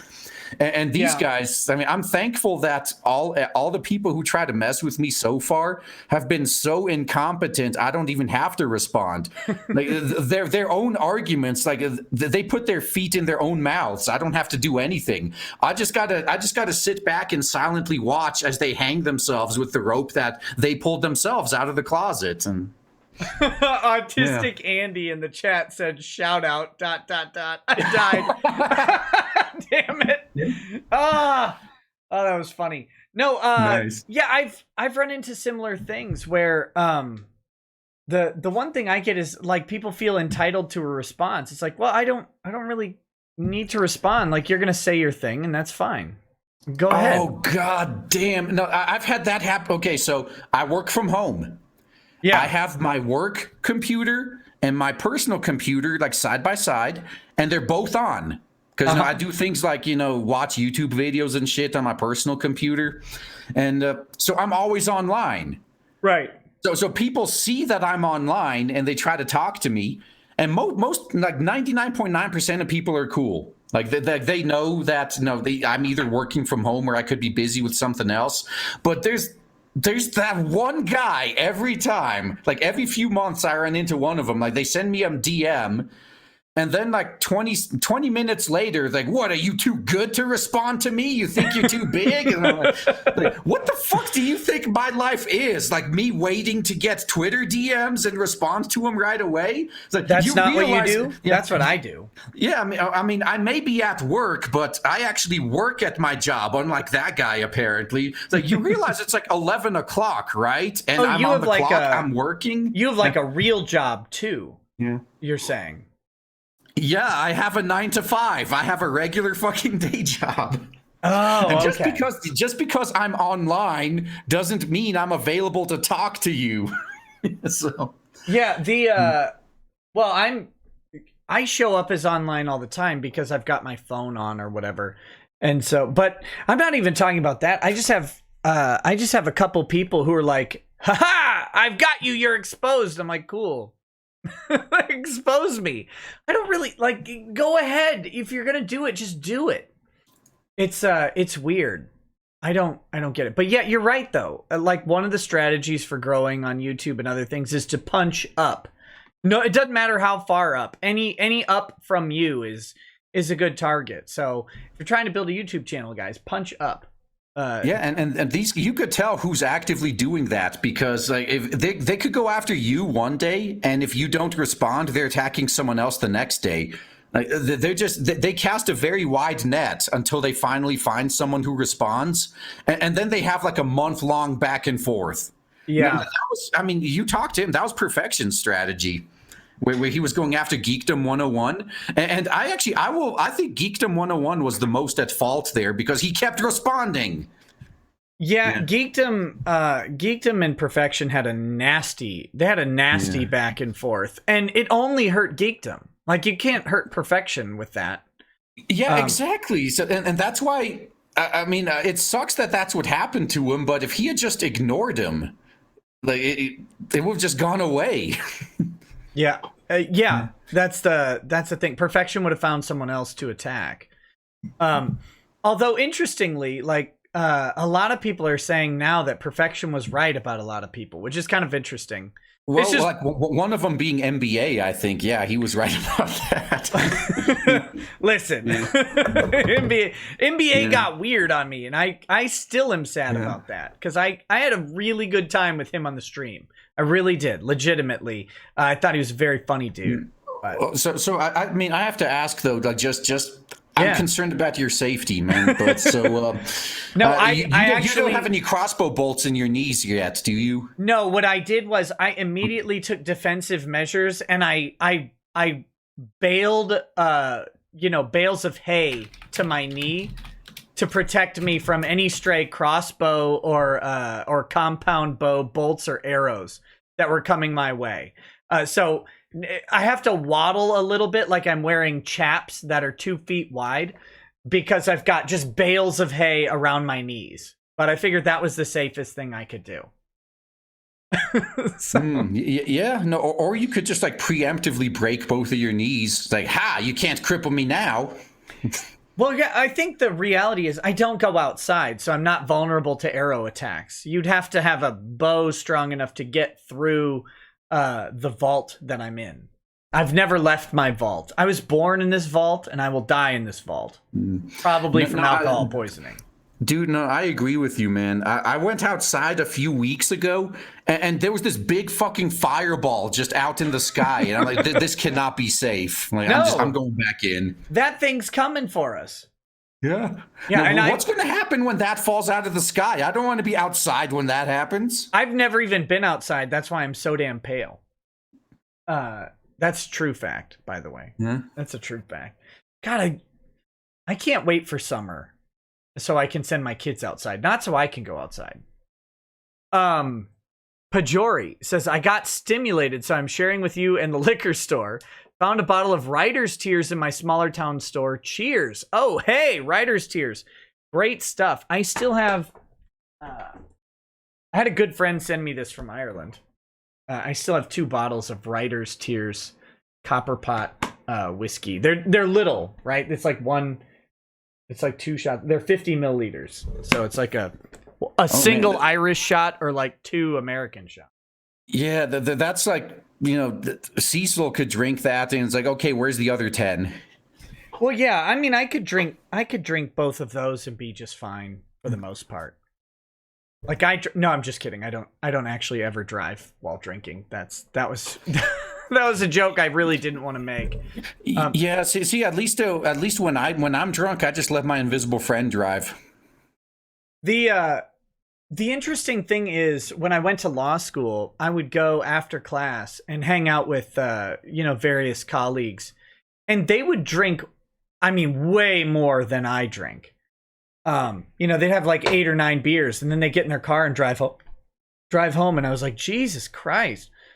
I would always limit myself to 1 drink, and I'd be there like an hour or 2, and then I'd drive home, because I'd have to drive like 2 hours home from law school. It was a long trip. We'll say. Oh, dude, no, I feel you there. It wasn't as bad as yours, but I had when I was in college, I actually stayed with my parents through college so I could, save on rent, obviously. And and people made fun of me for that too, even in college. Like, oh, you still live with your parents, and then 2 years out of college, they're still drowning in debt, and I had my student loans paid off. I was like, who's laughing now? But you were student loaning your rent. Why? Oh my God. Yeah, yeah, and meanwhile, no, I was working full time while I was going to school full time. So I mean, including the hour each way drive. I mean, there was some days. No, I left at 6 in the morning and I came back at midnight to Yeah. repeat that process again the next couple of days. Well, what I had That to was do that was fun. undergrad, I lived on campus, but I went to a school that was dirt cheap it was outstate. I went to school in Marshall, Minnesota. So like we're talking rent plus tuition was just not, it wasn't a lot, you know. It was not very expensive school. It was a state school in state, and it was in state but outstate, you know what I mean? So rent was dirt cheap. And then so I lived on campus then until I got married, because they didn't allow couples in dorm rooms, which is, you had to get 2 separate dorm rooms in different places, even if you were married. Were you going to? Was that a religious school or something you were going to? Because I do not understand how that even makes sense. No, and I think they've changed now. But this would have been, let's see, I graduated in 05. So I think they changed that policy in like 07 when they got more dorms built or something. I don't know. It was a weird holdover policy that they had. That was it really was behind the times. But again, it was a rural community, right? And we're talking really rural. Like you go outside and there's nothing but wind. There wasn't even trees, just wind and crops. So Sounds like Wyoming. Yeah, except no mountains. No mountains even to break anything up. It was just flat and windy and oh god, it was awful. But so we couldn't live together. So then we moved off campus. But when I went to law school, I had to go to law school in the Twin Cities, but I already lived out where I live now near Wilmer, which is like 2 hours from the Twin Cities. So I would drive in for my night classes one night, and then I would stay overnight at my parents' house. And then I would take the night classes the next night and then drive home. That was how I cut down on the travel. Because otherwise it'd be like you'd drive out, take a class, drive back, then drive back out the next morning. God, it was just hideous. And Minneapolis traffic sucks. But yeah, so I spent a lot of time living with my parents in a weird way when I was like 33. It was awkward.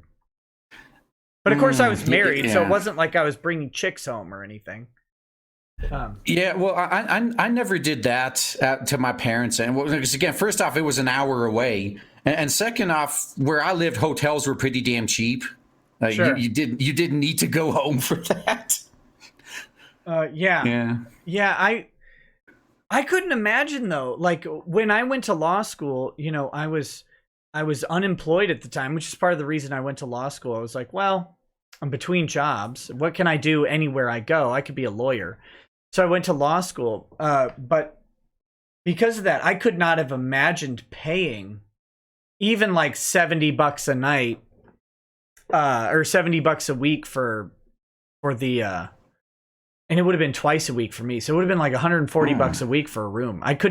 We just couldn't afford it back then. I know. Does Motel 6 still exist? I haven't seen one in ages, but they were pretty damn cheap. Yeah, I guess you could stay at some places like $40 a night, but you'd get AIDS and HIV and herpes at the same time staying there. Herpetogonosyphilis.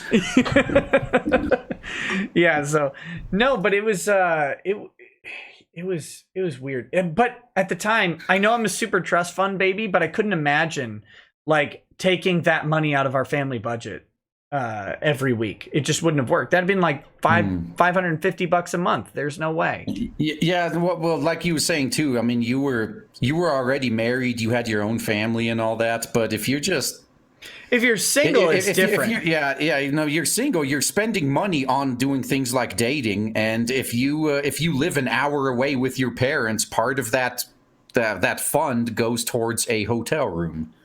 If I was single, I could live in the worst pile of garbage apartment. I'd literally need a bed and a computer. That's it. Like that was my first apartment to a T right there, and it wasn't even a bed; it was a mattress on the floor. Yeah, I'd be fine with a mini fridge and a microwave too. You wouldn't even need a kitchen. You barely need a bathroom if you have a window. That's true. But yeah, no, it's when I went, when I went to law school, it was just too expensive. Okay, let me get back to these. White Crow says, here's a little cash I have left over. I'm in the beginning process of buying my first home, so wish me luck. Sincerely, Trix the Necromancer Pixie, 5th edition. Trix, good luck to you. White Crow. Have fun buying your first house. It's probably a decent time if you can actually get a bank to work on it. Because for sure. Oh my God! No, the only reason I have a house right now is because I would have still been in an apartment if it wasn't for the housing market being the way it is. But where I live, the housing prices haven't really spiked, gone up and down. They haven't fluctuated that much, even with the 2008 crash. Yeah, because the market was never inflated where I live anyway, so there wasn't much to crash basically. But but rent prices are through the fucking roof. So it got to the point where I was really pissed at my neighbors at the apartment I was in, and I was looking for a new place. And I as I was looking, I noticed like, hey, for like $100 a month more, I could move from this 600 square foot apartment into a 5-bedroom house that I'm gonna own after I pay the mortgage off. I mean, that was like no contest. As soon as I realized that, like how house just because the rental prices, I mean, it was like a 5-year period. They doubled. Yeah. And I just like, what the hell am I doing? I'm buying a house. Even in my little tiny town, the rent price on my last home would have been about $1,700 a month, and the mortgage was $1,100 a month. It wouldn't have even made sense to rent. I know some people, depending on where you are, like if you're in New York or San Francisco, some people you're just renting because they have rent protections that are built in, and as long as they just keep renewing and subletting or whatever, those rent protections stay. And to buy the property would be monumentally more expensive. But most places aren't like that. And actually, Snickerbockers he's pointing out that the problem with buying a house is it's impossible to save up for a down payment. Yeah, I did kind of cheat that because I took out my 401k early. And I took that tax hit, so I used that as my down payment because I kind of figured I could get another 401k. I mean, my retirement plan, the first step is having a paid off house because once I don't have that rent or mortgage expense, that's way more money I could put aside towards the when I get cancer fund or whatever. Getting rid of that mortgage payment is beautiful. God, it's a massive weight off of people's shoulders. Someone asked, how are you buying a house in this situation? One of my buddies is a realtor, and I was talking to him because I have a house to sell, right? And I was like, oh man, is it going to be impossible to sell this? He's like, no, I'm selling stuff within 2 weeks of listing right now because it's all about the virtual home tours. I don't even have to meet with people anymore. They buy it based on the picture tour of the house. It's like, oh, well, that's cool. I need to get my house. Thing snaps. What do? I just hope it isn't your penis that snaps. Don't snap that. It's not good. Moist John says, before naming your character Ted Kaczynski, look it up. It's a good plan. Or chamber pots. They still had those when she was a kid, right? Wait. Suede off the cuff says, no, absolutely not. I used Google Earth after the virtual tour. I saw it was effing ghetto land. Oh, you're not. I thought he was talking about my house. I'm like, my house isn't anywhere near ghetto. It's got 8 acres of land you can have. Jeez. He's talking about a different house. That's weird. I Love Adblock says, it's a shriveled fetus. How'd you know? Sonic Air 1375 says, hey, Rekieta, what do you think about the push to make grocery store workers be classified as emergency service workers like cops, paramedics, and firefighters? I think it's dumb, even though I'm a grocery store worker. Look, what I do is I force open the mouth of every grocery store worker and I cough into the back of their throat so they can't avoid it. I don't know about you. Do you do that? Only if they don't get out of my way when I'm trying to go through the aisle. all of the places I go to right now have installed like giant plexiglass things. Oh, yeah, at the register. Yeah, no, dude, I noticed that like Sunday when I went to Walmart. I even asked, like, what the fuck is this even? Especially because I was bagging my groceries as he was scanning them. I was already off to the side, and we were talking to each other, like, what the hell does this even do? Like, it's worthless. Yeah, at my post office, they have like the caution tape every 6 feet so people know where to stand behind the person in front of them in line. It's like they've got a big plexiglass thing. It looks like an inner city Popeyes, so you don't rob them. And then 6 feet back they have caution tape for the next person, then 6 feet back from that, and that's about all the room because my town's tiny, so we don't have a big post office. But yeah, it's a weird thing, man. I don't know how people are gonna adjust to having everything be normal after this, and I don't know when that's going to be. Well, on the plus side, one of the positive side effects is some people are finally learning how manners work. Like, you know, I hope some of these habits stay after things go back to normal. Yeah, it's we'll see, I guess. I don't know what the new normal is. The Stealth Hispanic says, "Hey Nick, I'm an owner of a company that sells some of that cosplay thottery.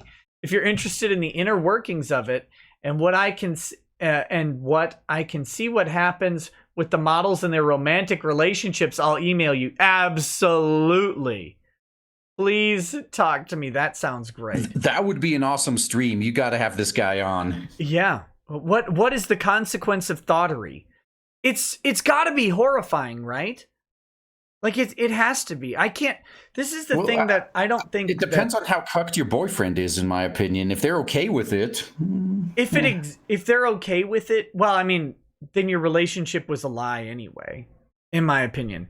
I'm sorry if you're a female in a relationship and you're asking your man to be okay with you selling lewd pictures to other dudes on the internet, you're asking too much.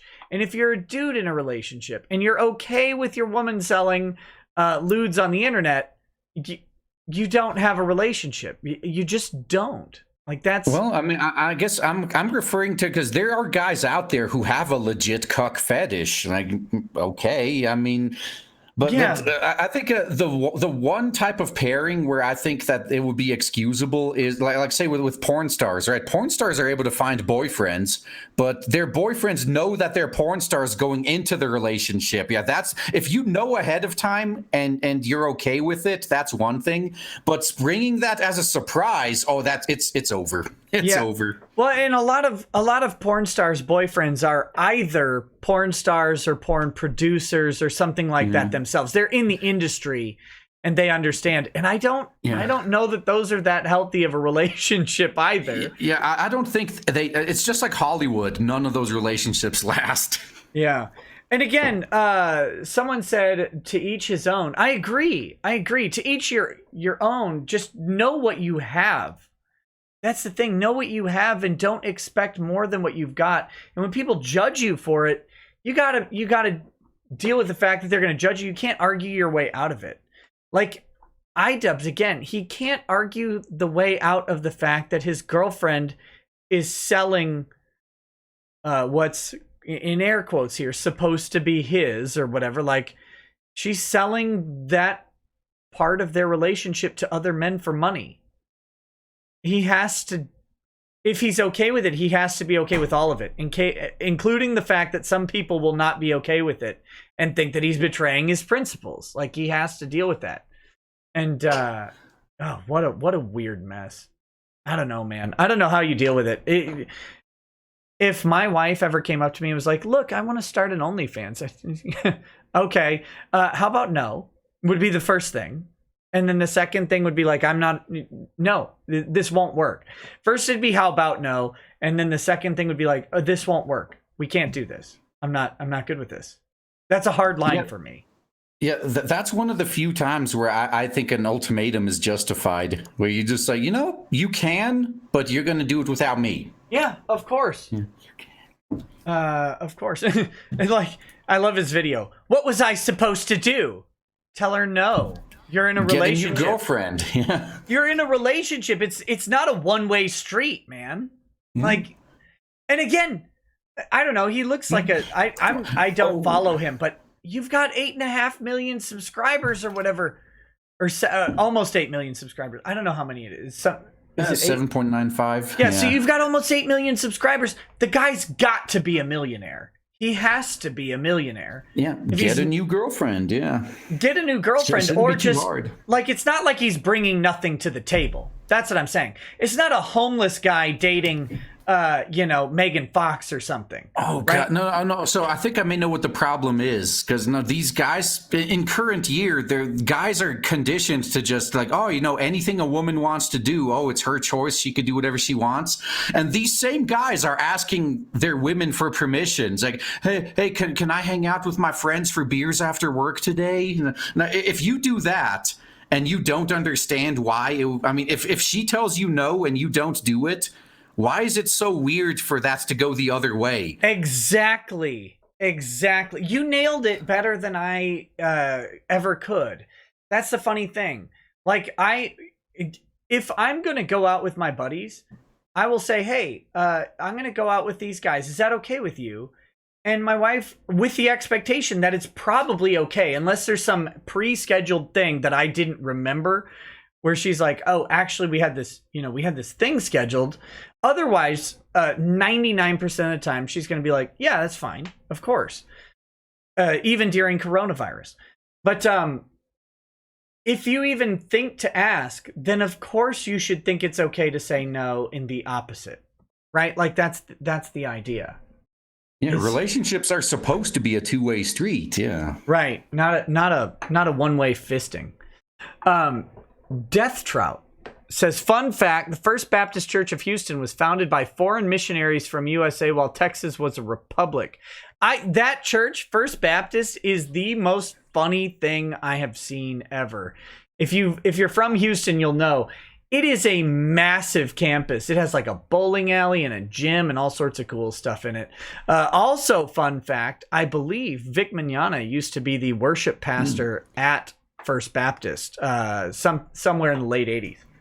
Maybe I wouldn't have given up going to church if my church had a bowling alley. Holy shit. Oh, dude, it was crazy. I was Catholic, so I always thought it was a weird place. Yeah. My church was always like getting into an Iron Maiden. That's what Catholicism is all about. Like, is this fun in any way? It's a sin. You better fucking stop that. Like, yeah, okay. Exactly. Yuri Tiger says, Nikki boy, I messaged you on Twitter about your beard. Let me know what you think. Also drinking a Glenlivet 12 year because you mentioned it, and my wife got it for me for Christmas. Lol, keep on keeping on, brother. I'm hoping you enjoy it. Glenlivet 12 is a shockingly good mid-priced whiskey. It is really quite nice for like it's like $50 a liter or something. It's great. And then as far as the beard, Lady Rackets has suggested, and I've concurred, that I will keep the beard throughout coronavirus. I'm even resisting shaving the mustache or trimming the mustache, so pretty soon it's going to look really stupid. Stooge Muffin, as if it doesn't already. Stooge Muffin stuff and says, Nick, watch the original Police Story. It's a Jackie Chan movie, and it's effing amazing. Also, RGE, have you ever heard of the Aleutian Islands campaign in World War II? Look up Operation Cottage. It's very interesting. The name is vaguely familiar, but I'm only aware it existed. Now I will say, one of my favorite World War II stories is how the Hornet got sunk. That's one of the ships, by the way. You know how every couple of years they find one of the. I think they found the Musashi recently. So they're finding these World War II ships slowly. I'm waiting for them to find the Hornet. Because that whole thing, like, oh my God, it received like such a beating and stayed afloat. They failed to scuttle it.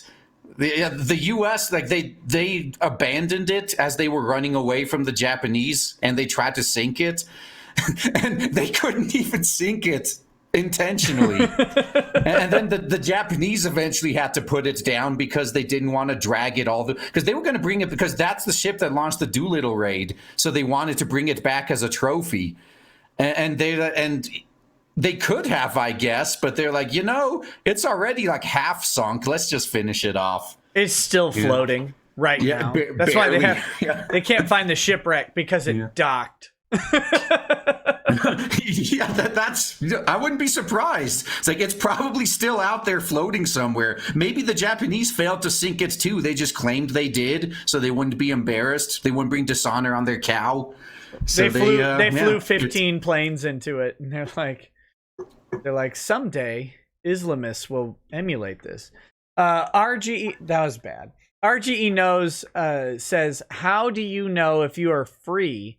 Not if you've ever uttered these 5 words. My wife won't let me. That's a good point. Yeah. And you should, if you're married, by the way. This is a married thing. And also Chad Dad chat this Friday. Doug, Ty, Larry, and maybe a 4th guest will be on. Will be Dad's on lockdown for coronavirus.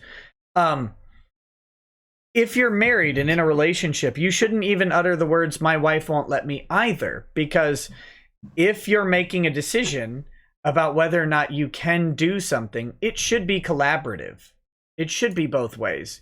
You should trust your spouse to say, yeah, if you're like, hey, I want to go out with the boys tonight. And she's like, we got this thing, or I really need you here. That should be a decision you both then make. It's never mandatory.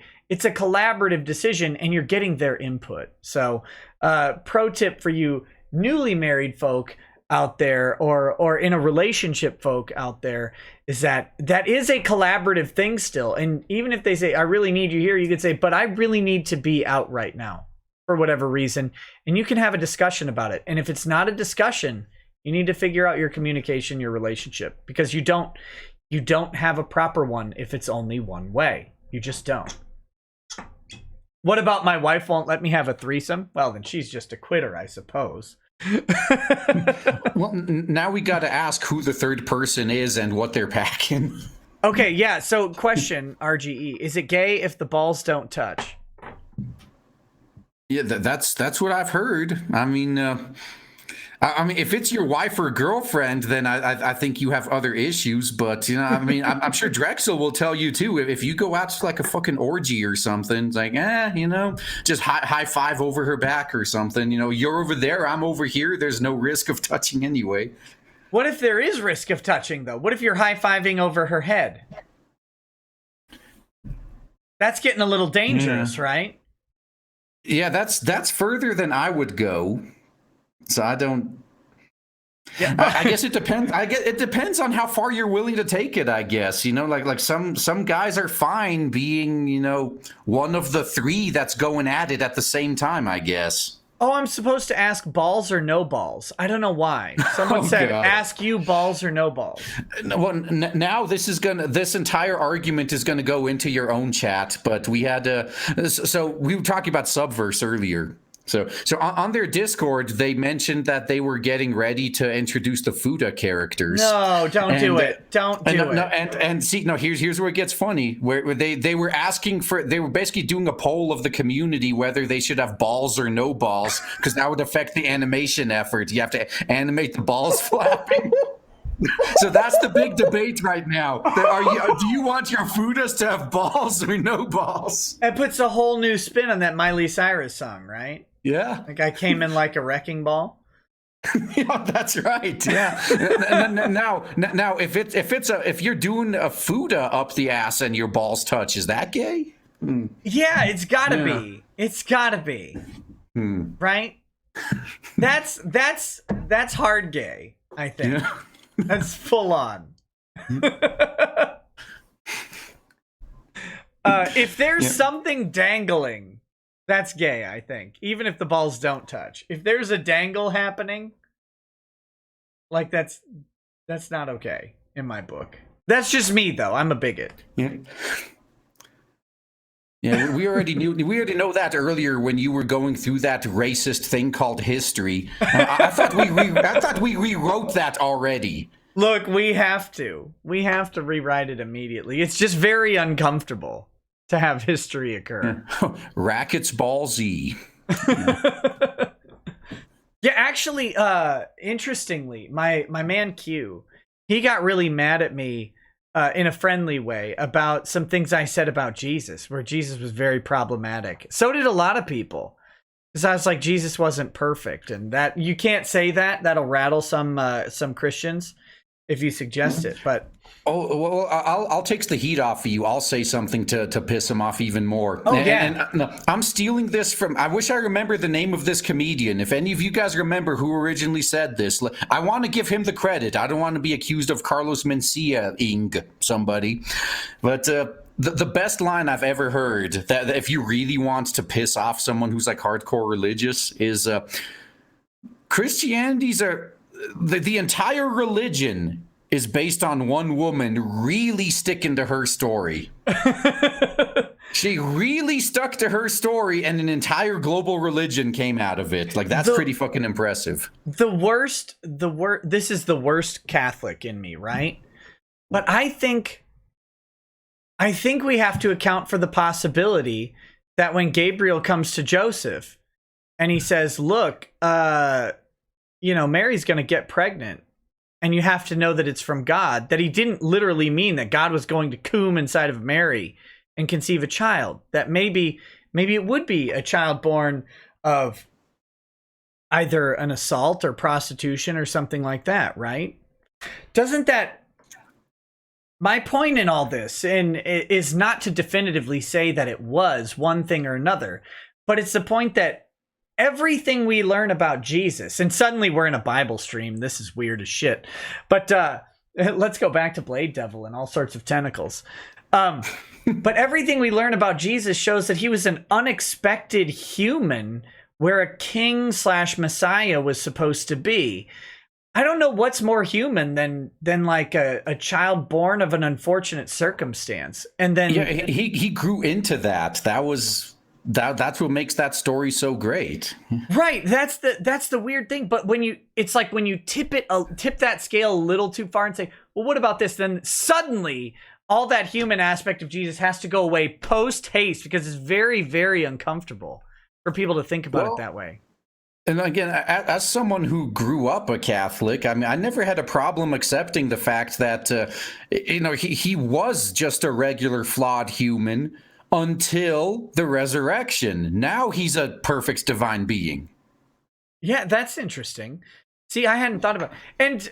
And people misunderstand my weird, like, provocative statements about Jesus to be definitive statements of fact. No, they're just... I was trained as a literature and creative writing major, which is a complete fucking waste of a degree. Don't ever do it. But the way you apply literary criticism is to apply different filters to a text, even if those filters didn't exist at the time the text was created, and see what kind of meaning you can draw from it. So when I make a provocative statement about what Jesus might have been, it's literally to provoke you into thinking about what that means for your faith. What if it is that way? What if it is? How do we determine it? And does it change the truthfulness of it? And that's a scary place for some people. Not for me, because I'm a cynical piece of shit. So nothing in literature scares me. I'm okay with all outcomes. But that's me. You heard I trained as an altar boy? No. No, I never wanted to be an altar boy. Oh God, no, and that's another thing, because you know how it's pretty. We know the Catholic priest jokes by now, right? But I think it's just like the UN. The reason everyone hates these organizations and is turning them into jokes isn't that they had a pedophile problem. There's nothing you can do. They're gonna sneak in. They may be discovered one day. You can't have everyone under a microscope at all times, right? It can happen to anybody or any organization. The problem is how the church reacted to it and how the UN reacts to it, where they try to brush it under the rug and pretend it didn't happen, stonewall investigations, transfer them. That's what has people so fucking pissed. Well, that's what should have people pissed. I think it's a combination that has people pissed, but that's what should be. That's what should be about it. Yeah. The scary thing is who was it? I think it was Ann Coulter was bringing up, and I don't know if the stats are true, but Ann Coulter said it, so she's definitely always 100% right. I'm joking. Yeah. But she was pointing out that the Catholic Church per capita actually had less pedophiles in its organizational structure than the average organization in general. So that was kind of an interesting sort of counterpoint to the whole Catholic bad thing. But does the average organization in general cover for them when they're discovered? That's the problem. That's the point. Yeah. Like I said, I agree with you. That should be the problem. I think for some people, they're carrying both as the problem. But it's a weird sort of discussion. Well, I can't get mad at just that they were there, because again, I've had people in my life that turned out to be criminals. Luckily, no pedophiles yet. But I mean, what the hell do you do? Like say if you own a Fortune 500 company, and it turns out that at one department in one city of your company that there was a pedophile ring or something. And now, if the first thing you do when you find out is report it to the cops, fire them all, make sure they all get arrested, put out a notice about what happened and how you had nothing to do with it, you don't support that, they've all been dealt with, no one would hate you for that. And if the church had done that, it would. But what if you're wrong? Right? Like, what if you're wrong about it? That's the hard part. Okay, yeah. So now, I guess the church had a lot of info. I'm not saying that the church would have been wrong. I mean, now, if it's just an accusation, that's one thing. But like, if they walk in on you doing the kids, like, I don't think we need to wait for a trial at this point. No, my point, my opinion is that if they walk in on you doing the kid, the guy who walked in should pull out a gun and end the situation. That's my opinion. That's where I am. I'm actually for immediate execution of that stuff. I don't mess around with child abuse like that. But if it's an accusation, you can't just shoot people in the street. Yeah. I mean, if it's an accusation, I would just. Yeah, that's one of those. I'd say, okay, we've heard the accusation, and we're going to make sure that this guy is not going to be around any kids until after the investigation's done. That's a trick. If the accusation turns out to be false, we're firing the accuser. Do what cops do. Yeah, do what cops do. Put him on administrative leave pending the investigation. I mean, our cops do it when they literally murder people, right? Like, the church can do that. The church already controls all of the money that a priest has and their lodging and everything. Like, oh, you've got at all a credible accusation. Okay, look, you're not going to be around any kids while we do this investigation. And that'll change. That'll vary based on the accusation. But if you've got a strong accusation, that could be 2 days, You're not going to be around any kids while the investigation goes on, and you're gone. And you're done. Yeah, and judging by the contents of your computer, I think the investigation's over. Yeah, go to a monastery and never talk to anybody again. Thanks. Also, do one of those things where you flagellate yourself with a scourge, and then don't call for help. Fallout Bose 34 says, WTF, my mortgage is $570 a month, and that includes property tax and home insurance. Maybe it's because Florida. Also, if you want to annoy Christians, be a deist. Well, not to advertise my property, but does your property that you're paying your mortgage on, is that a house that's 3,500 square feet on 8 acres of property with a 1,000 square foot detached shop that's insulated and heated? I mean, if it is, then you got a good deal. But mine wasn't. It was great. It's great. I really actually still very much like that property. I like the location. I just like my current house a lot more. So, but anyway, well, let's, you reached out to me a while back, and I think we should cover this real quick. I noticed that Blade Devil is owned by Sick Fox Studios. Yeah. So why don't we talk briefly about how you create, because you're anonymous on the internet, right? Like you're Raging Golden Eagle. I don't know your real name. I don't even know what state you're in, although I'm sure some people, I think you mentioned earlier what state you're in, but I don't. Yeah, it's pretty much public knowledge, but I'm sure the chat's going to bring it up. But your like address and your public persona is hard to find. But if you registered a private company in your state and people knew what to look for, they would be able to find you. But you have set up an anonymous LLC. Am I correct? Yeah. There's so I.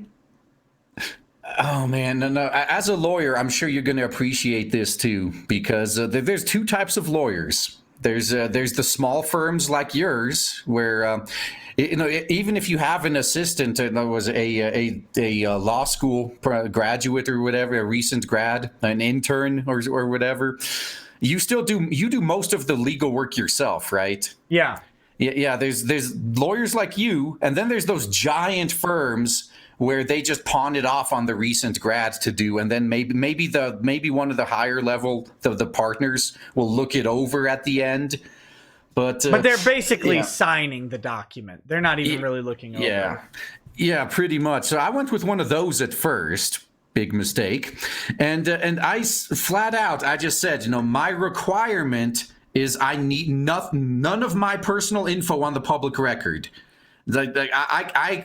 I need to remain anonymous. And they said, oh yeah, we could do that. And then they put me down the path of like, oh yeah, you could pay us extra. We could be your registered agent. And I thought, and this was before I knew I had to teach myself everything that goes into forming a company. Right. And if I wasn't micromanaging the lawyers, I would have been doxxed like at least 3 times. Because at first I thought, oh, okay, so it's just the registered agent. And then, a week later, I get an email from one of their interns like, oh, yeah, hey, what's the name and address and all this contact info for whoever's going to be the manager of the company? And I was just going to give it to her. And I said, wait. I stopped myself and asked, like, is this going to be on the public record?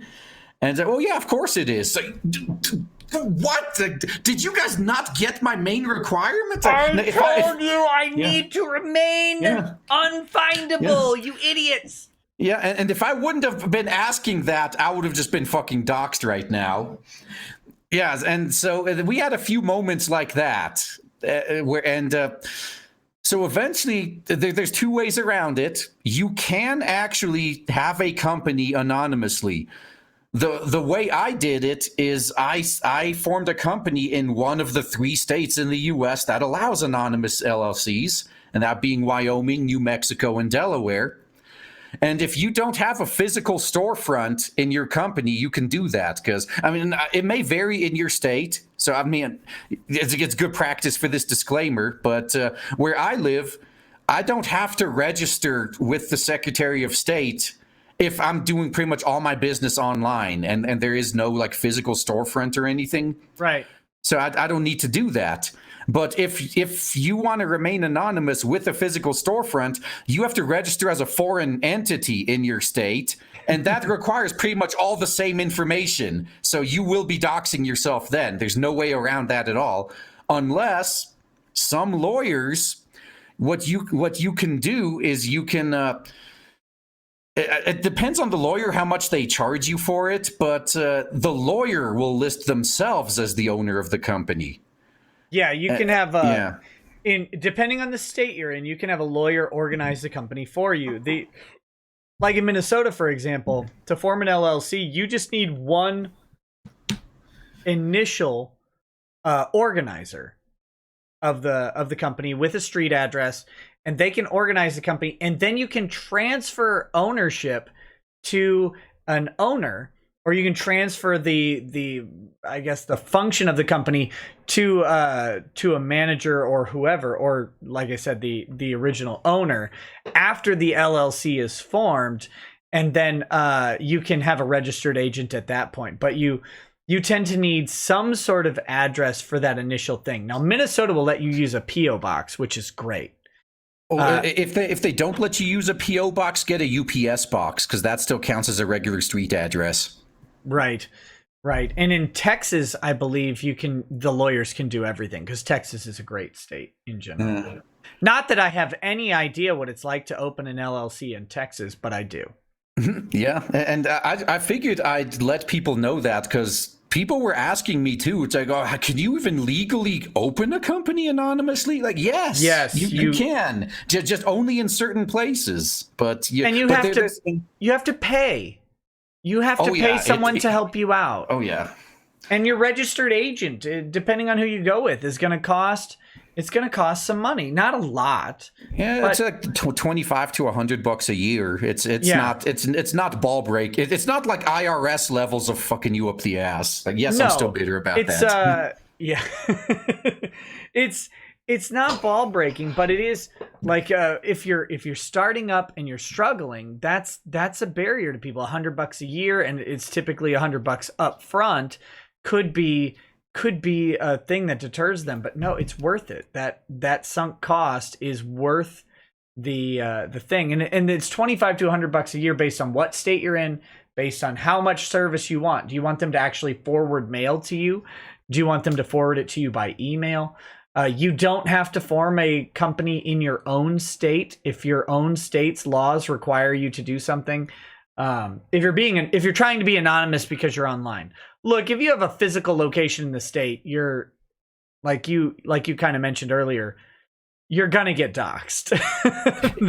And that's also because I have a physical mailing address for the company in the state I'm in, but it's like a PO box. I mean, because UPS boxes. I mean, it's a PO box through UPS instead of the post office, basically, and it's way more expensive than a PO box. But what you're paying for is the fact that it counts as a regular street address. So every place that specifically excludes PO boxes, they will send to UPS boxes. And that is an annoying thing about PO boxes, by the way. The only thing that annoys me is in my city there is no UPS box place. Like, there's no UPS store at all? No, there was one. And then, you're going to have to go to the next city over, yeah. Oh, I know, and it sucks because the closest city to me is an hour away. Yeah. The closest city that has one. Because, there was one. I actually know the guy and the couple who used to own it. And they're like, wait, this is stupid. If we went independent, we'd make a bunch more money. And they did as an independent print shop. And then there is no UPS store now. So there is no UPS box in my town. It really sucks because it would be really, really freaking nice for my business to have one. Well, Snark Marks is claiming that the post office can do street addressing now.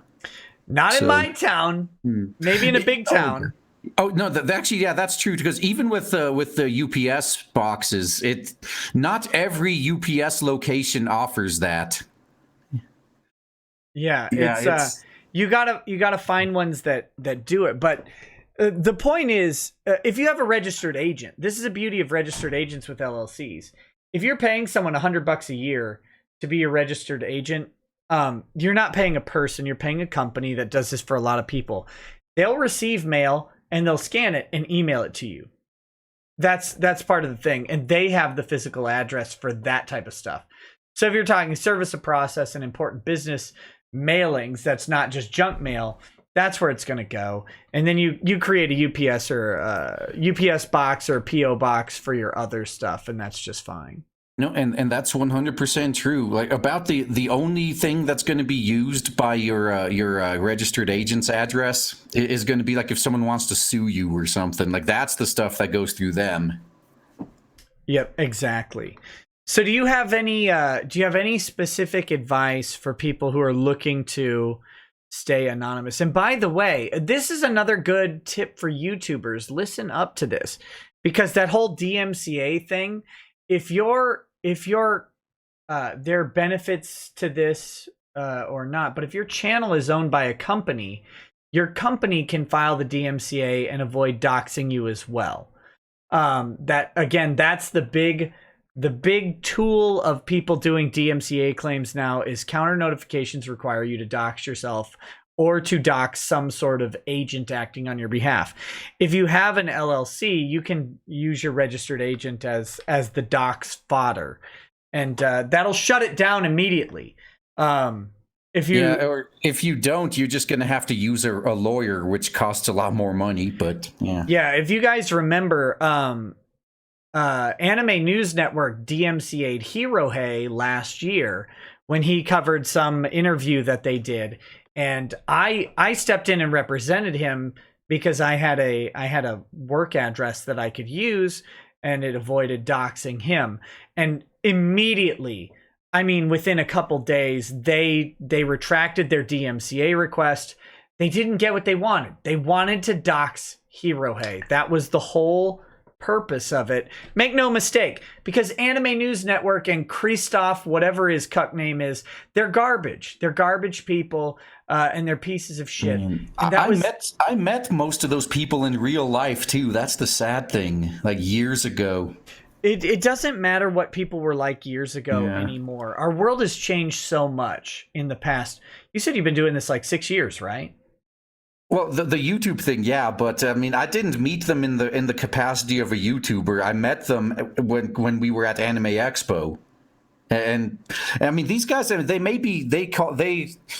a lot of making fun of e-celebs, but I mean, if you come across like Mike Toole or one of those like random ANN writers, they'll talk to you if you recognize them. Like I met these guys in real life. Yeah, but anything prior to 2016, this is a weird meme, but it's true, is invalid. 2016 changed the country fundamentally, in my opinion. Dude, no, I agree. No, and just the Funimation audio leaks. When you're looking at like Sean Schemmel and Chris Sabat and them, they used to be really funny, awesome people, and now they're this. Like it. Yeah, that's the funny thing about those Funimation audio leaks. I find them all hilarious. Yeah.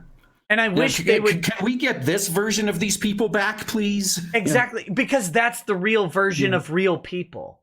Yeah. And that's the thing that everybody's missing with those things. It's like, oh, you're a hypocrite. You hate these. No, I don't hate them. I think they're funny. I think that these people are displaying hypocrisy because the real versions of real people make jokes that are uncomfortable and jokes that fail and jokes that offend people. That just happens.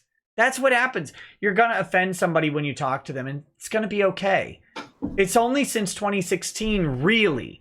It was kind of ramping up from 2008, I know, but 2016, really, when suddenly offending people is the cardinal sin of our lives. It's like, what the hell? Yeah, no, I'm just really wondering what the hell went wrong, because on the early days of the internet, you know how we handled it when someone said they're offended? You point and laugh at them till they fucking leave. Right, and you call them a baguette over and over again. Uh-huh. You're like, you offended little bag. What's a baguette? As soon as we stopped doing that, that's when this problem festered. So going forward, there is going to be a course correction. The pendulum's swinging back hard in the other direction right now. We got to make sure it stays that way forever. As soon as someone says they're offended, laugh at them until they leave. I can't wait for the day when I get to call everybody bags again. Yeah. Bags and bag. Bag is short for baguette. It's French.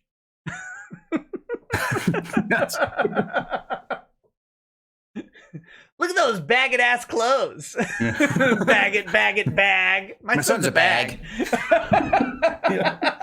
Oh, and the hashtag justice for Dende, by the way. Yeah, really, really rude. Poor Dende. Yeah. I never trusted what was his name? Guru. Yeah, I never trusted that guy. Well, no, on the plus side, it's not like he can move. So, I mean, I think Dende would just have to walk into the other room and he'd be safe. Would he have to mind rape him first then? I think that's what would happen. Oh, yeah, that's true. He'd probably hypnotize him into staying, yeah. Dende, come over here. And then he would do that little glowy hand thing, and then suddenly Dende's pants are down. Disgusting. Yeah. Absolutely disgusting. Lazy Soul Reaper says, first super chat ever. Hey, thanks, buddy. Love the show, Nick. Been watching since the Shoe Eater arc, and you always make me laugh while working, so take some government money.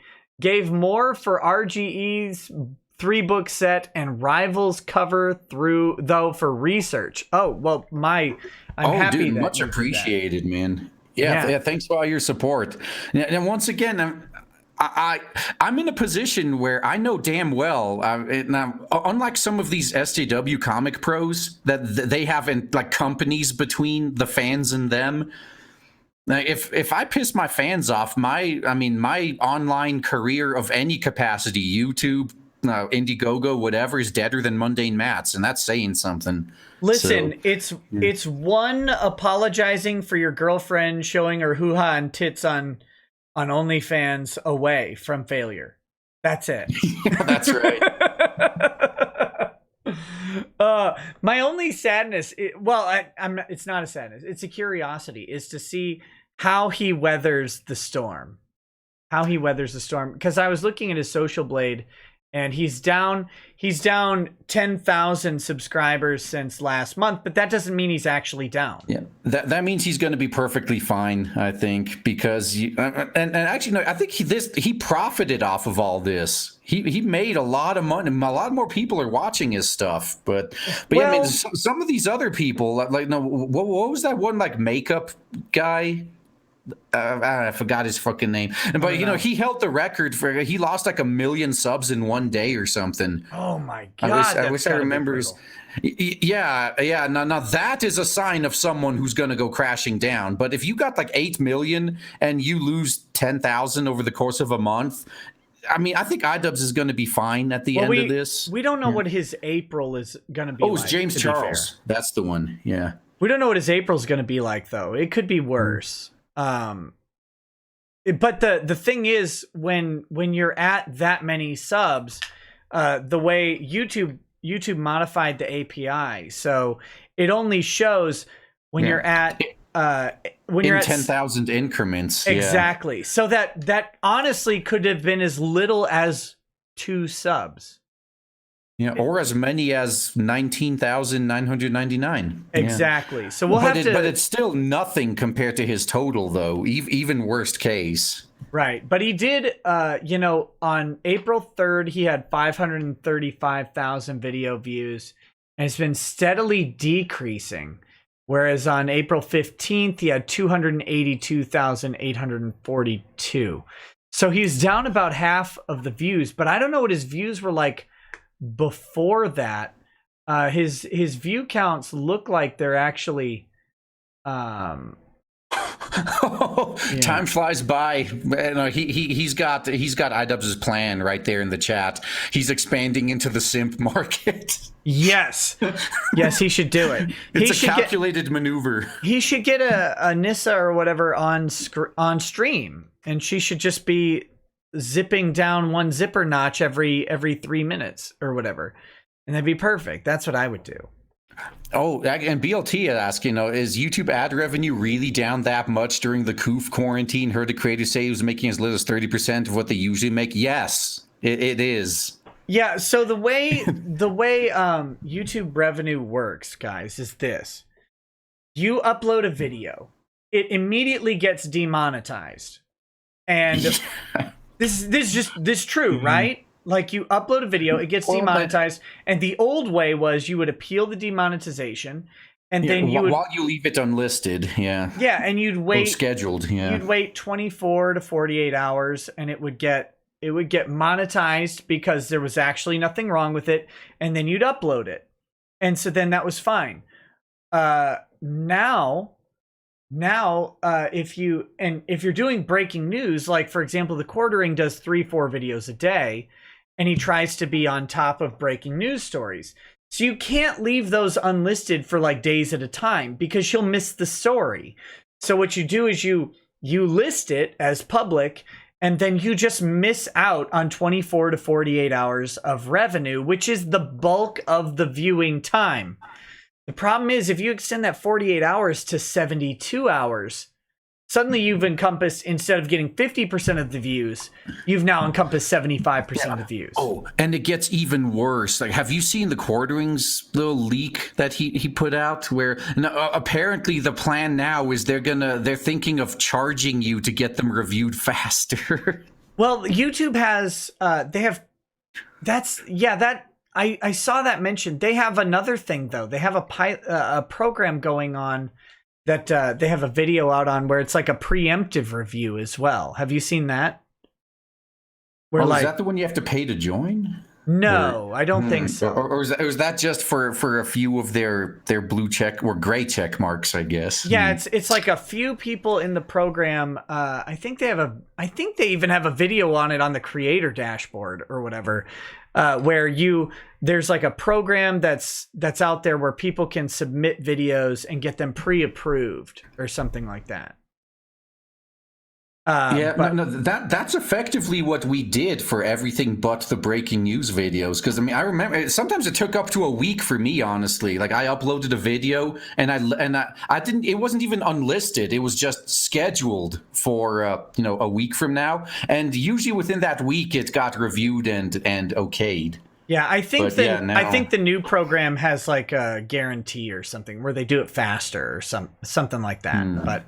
I haven't watched the video. I just saw a thing about it. You know, it'd be even easier if they defaulted everything to monetized and they didn't take it down unless there was an actual fucking problem. Imagine what a fucking crazy idea. I know. It'd be great. That's the best thing is it would be great for both creators and YouTube. And even the advertisers. Exactly. And they wouldn't have to apologize to anyone. Look, Disney, your video... Your ads still went out to 10,000 people before we decided to take it down because it had a rape in it. And you're covered because, there was a rape in the video. So we still took it down as soon as we found it. But your ad still went out to all the people who were interested in that news story about a rape. And it's okay that you're interested in a news story. That's my thing is, a lot of the things that they say they don't monetize, they do monetize absolutely for news stories and stuff like that. So it's weird. It's weird. Eli Champu says, but Nick and RGE, is it gay to impregnate a futa? I don't know. Does the futa have balls, and how feminine is her penis? Well, if it's getting pregnant, then the answer is yes and very. Yeah. Respectively. Or no, and just to clarify, we're not crossing over into the mpreg territory, are we? Because that's hella gay. What's the impreg? No, male pregnancy. Wait, that's where like never mind. That's like junior, or twins. That's like twins or junior or whatever that was. Yeah. Well, no. Medicare did a whole video about that, or it was part of his Sonic fandom video. Oh my God. That's pretty big. I know, like Sonic and Shadow have gay sex, and Sonic gets pregnant. Every day we stray further and further away from God. That's all I got for that. But to circle back, short answer is Corona Chan really reaping on ad revenue for YouTube creators? For ad revenue, yes. If your primary driver of revenue for a lot, and it is for almost every channel out there, is ad revenue, yes, they're taking an absolute beating because the length of time it takes to get a video reviewed is hard. So if you like, this is a weird play, but if you, to be clear, my primary revenue is super chat revenue, so I'm not really affected in that way. I'm not going to lie and say that I am. If you like YouTube creators who are out there and you like their content, literally consider supporting them in other ways because ad revenue is really, really down. It is. And even if you have the green dollar sign too, everyone's tightening the belt right now. Every single site on the internet is suffering right now because advertisers aren't paying for ads anymore. Yeah, the CPM or whatever is down significantly. Yeah. Everything's down. And that's so if you like certain people, consider looking into other ways to support them. But as I will say for everybody, always support yourself first and make sure your own financial base is shored up before you're throwing money at any YouTuber ever. That's just good logic. Deleted says, so take some of my neat bucks. Hey, thanks. Happily. Loving COVID. Get all the overtime I want and money for breathing. Spending the rest on an AR-15 build kit. Hey, and you'll have plenty of free time at home to assemble that AR-15. I'm glad you're enjoying it. That's great. Andrew Morgan says, you should really get a stream with Q and talk about your thoughts on Christ with him. I think your thoughts on Jesus are wrong, but very thought-provoking and help me fortify my beliefs. Thanks for the great shows recently. That's the point. You nailed it. Thank you, Andrew. It's not to try and change you into thinking that Jesus was something different than what you believe he is. It's to question if your beliefs withstand if Jesus was something different than what you think he is. That's the important point for me. And Shadow Z King is making another important point, though. It's like, I'll pay whoever I want. It's like, who says $1,000 a month for non-nudes isn't worth it? Look, you give me $1,000 a month and you might get some pube pics. Nova Zero says, also, if you fire all the blue check censors, then you don't have to pay that many overpaid salaries. And if you do that, you actually help creators who monetize weirdos. You'd not only be lowering costs, but growing YouTube. Yeah, YouTube needs to decide what platform it is. I think that's it's at a long identity crisis, and it's long because it's got Google money behind it. Any other site would have to have made its choice by now, but they really do have to decide what type of platform they are. Are they a platform that wants to exist because some companies like CNN, MSNBC, the Daily Wire, I'm not exempting right-leaning stuff, because they pay to be prominent on YouTube? Or are they the type of company that pays out creators based on what people want to see?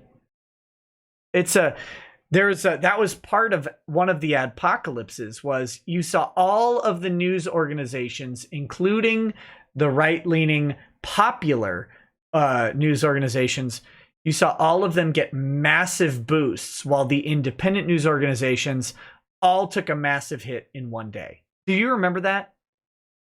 Like when CNN went from like their average daily views being 200,000 views a day to being 7 million views a day overnight. Yeah, no, and that's still here. I mean, if the first time I noticed that they were going to be pulling some dick moves is when both YouTube and Twitter, within a few months of each other, just got rid of their trending feeds. Now it's all curated. And remember, they used to be a top trending, and then everyone comments like, Gamergate was #1. We're gonna have to fix this. And so now you have no option for just what's the most popular thing. It's all curated lists. Fix and then this. I knew it's like, fix it now, Ethan. Fix it now. Yeah.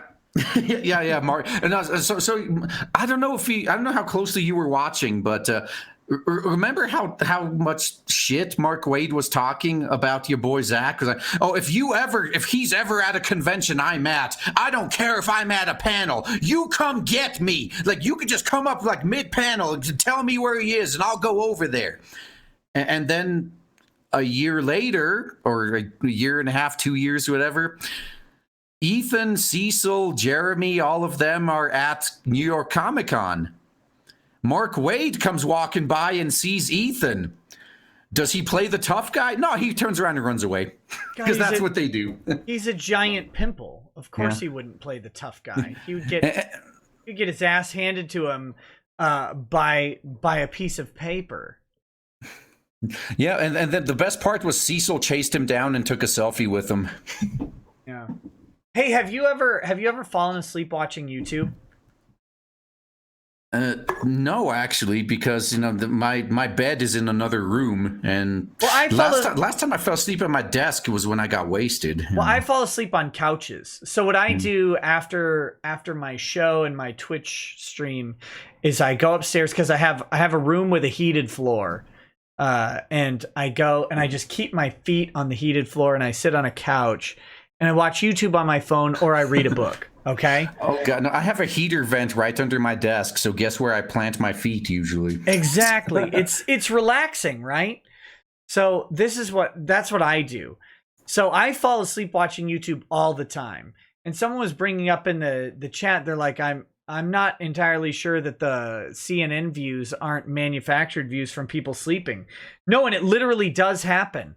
Like, I'll start watching a Total War Warhammer 2 battle on like Milk and Cookies or or Heir of Carthage. I'll be watching those, and then but you leave autoplay on, and all the CNN videos come in. Yeah, I'll wake up and I'm like, how the fuck did I get to CNN from watching Milk and Cookies Total War? This is ridiculous, but that's what it does. The algorithm pushes things. Oh, and Barangi is asking, why do you even have autoplay on? Yeah, that's...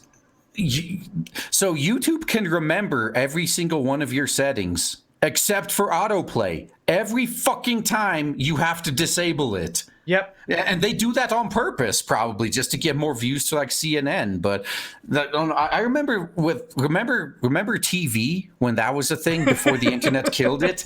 Now, what I remember they did, because I fell asleep watching TV a few times, and I noticed I caught on after like 5 or 6 times of this happening. But the commercials are always like many tens of decibels louder than the show you were watching. Yep. So if you fall asleep during the show, at least you wake up for the fucking commercials. And then you could go back to sleep again when your show starts. Yeah. God, I hated TV. That's the funniest lesson for my kids. When it's like, guys, it's time to do this thing right now. And they're like, but wait just a second. I'm like, no, you shut your mouth. You guys can pause and save literally anything on earth or ever from where you are. When I was a kid, back in my day, when I was watching Power Rangers, if you had to leave the TV to take a piss, you missed some of it. There was no stopping it. There was no stopping this train. Yeah, the commercials were they actually served a purpose, because that's when you went to piss, to get some food. You had to. Yeah. And if you had to pause a Nintendo, for example, I know some of you out there may have never experienced this. If you had to pause an original Nintendo, there was a 50-50 chance, if that pause was longer than 2 minutes, that you came back to a ruined game. Now, on the flip side of that, my parents to this day don't understand you can't pause an MMO. Right. Yeah. And I sometimes I have to acknowledge that when my kids are playing an online game with people, like they play with their cousins and stuff, they're like, wait, but Dad, we're playing Roblox or Minecraft or whatever. Oh, excuse me, with so-and-so. I'm like, okay, I get it. Now you get to a stopping point, because I was the same way, right? Like my parents are like, we need to go now. I'm like, guys, I'm an hour into this dungeon in EverQuest. It took me 45 minutes to get a group. You are not getting me out of this damn chair without a warrant. No, so I get it. I'm a compassionate dad. When my kids are playing multiplayer, I know. But my kids play a lot of single player or offline games, or they're watching YouTube or whatever. I'm like, you can literally pause everything. Or Hulu or Netflix. They're watching like, oh, can I finish this episode of whatever on Netflix? Like, no, you can pause that. Stop it. Stop it. Oh, God. Now, the one thing that pisses me off, though, is this is why I prefer downloading instead of streaming. Because it gets to the climactic battle, and then it buffers. Like, you mother... It's like, way to pull me out. But, actually, though, the chat's... Okay, so apparently... No, I guess I have to correct myself about the autoplay. The reason I have to keep re-enabling it is because I have private browsing on. So every time I close my browser, I have to re-log in and everything. So, yeah, I think as long as you stay logged in, you don't have to keep... disabling Counterpoint, not true.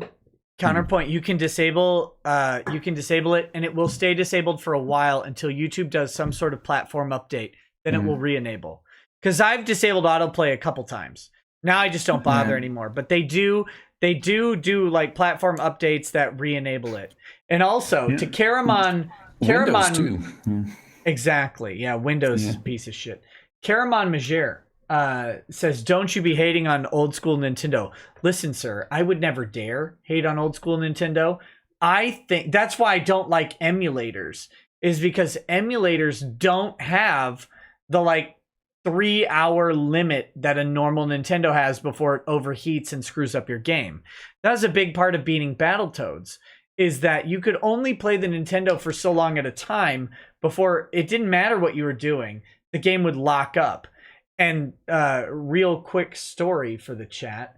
the first time Drexel was beating Battletoads single player, he had hit the Dark Queen 18 out of 20 times and the game locked up because he had played one time most of the way through and ended up losing and started over immediately without letting the system cool down.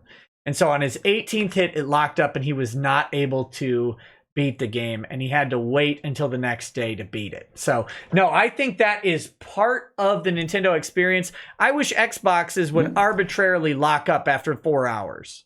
Well, Xbox 360s did. Remember they had that huge overheating problem? Yeah, 360s got bad.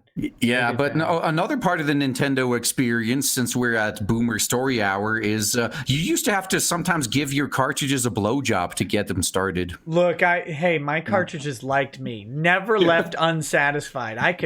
I could clean out that slit no problem. Yeah, those were the days. You had to like work it up to, and you had to do the thing where you like purse your lips together and get a bunch of air built in. Drexel's brother was always like, "Don't you dare blow in my cartridges," and he would bust out the Q-tips and the rubbing alcohol. You see that number? And then back in those days, kinetic maintenance worked as well. Yeah, because I remember that my friend's Super Nintendo, that we were trying to play some game and it kept like it was just static. And it was varying levels of static on the TV, and then it was getting like unplayable. And I just stood up and I just punched it and boom, cleared right up. Like 50-50 chance of either clearing up or never working again. Luckily it happened because my family couldn't have afforded to buy him a new one. When you had the old Nintendo, not the new one, the new NES that had the top-loading cartridge, that thing was actually a really solidly built system. But the old Nintendo where you had to shove it in like a VCR and push it down, man, sometimes you were like cramming that thing in and out, and then you're like slamming it up and down. You're like, damn it, stop this! And you get the blink on and off of the red light. You're like, come on! No, I really want to play Legendary Wings so I can lose again. No! Oh shit! That's another thing that the kids these days don't understand. Was back in the NES era, it was like the first half of the NES's life cycle. You couldn't save. You had to play through the game in one playthrough. Zelda, I believe, the original Zelda was the first cartridge to have a save game. And it had like a little lithium battery inside the cartridge. And if you get a Zelda that doesn't have that lithium battery, it doesn't save your games. Yeah. They just overwrite. That's why they had all the Double Dragon games as well. It's like if you have to beat it in one sitting or else. I mean, there is no saving. And the long games like Faxanadu, you could get the code or whatever, but the code isn't the passcodes, it's not even perfect. Because there's a limited amount of bits that they could use. So your passcode wasn't actually unique. It was like a relative progress save.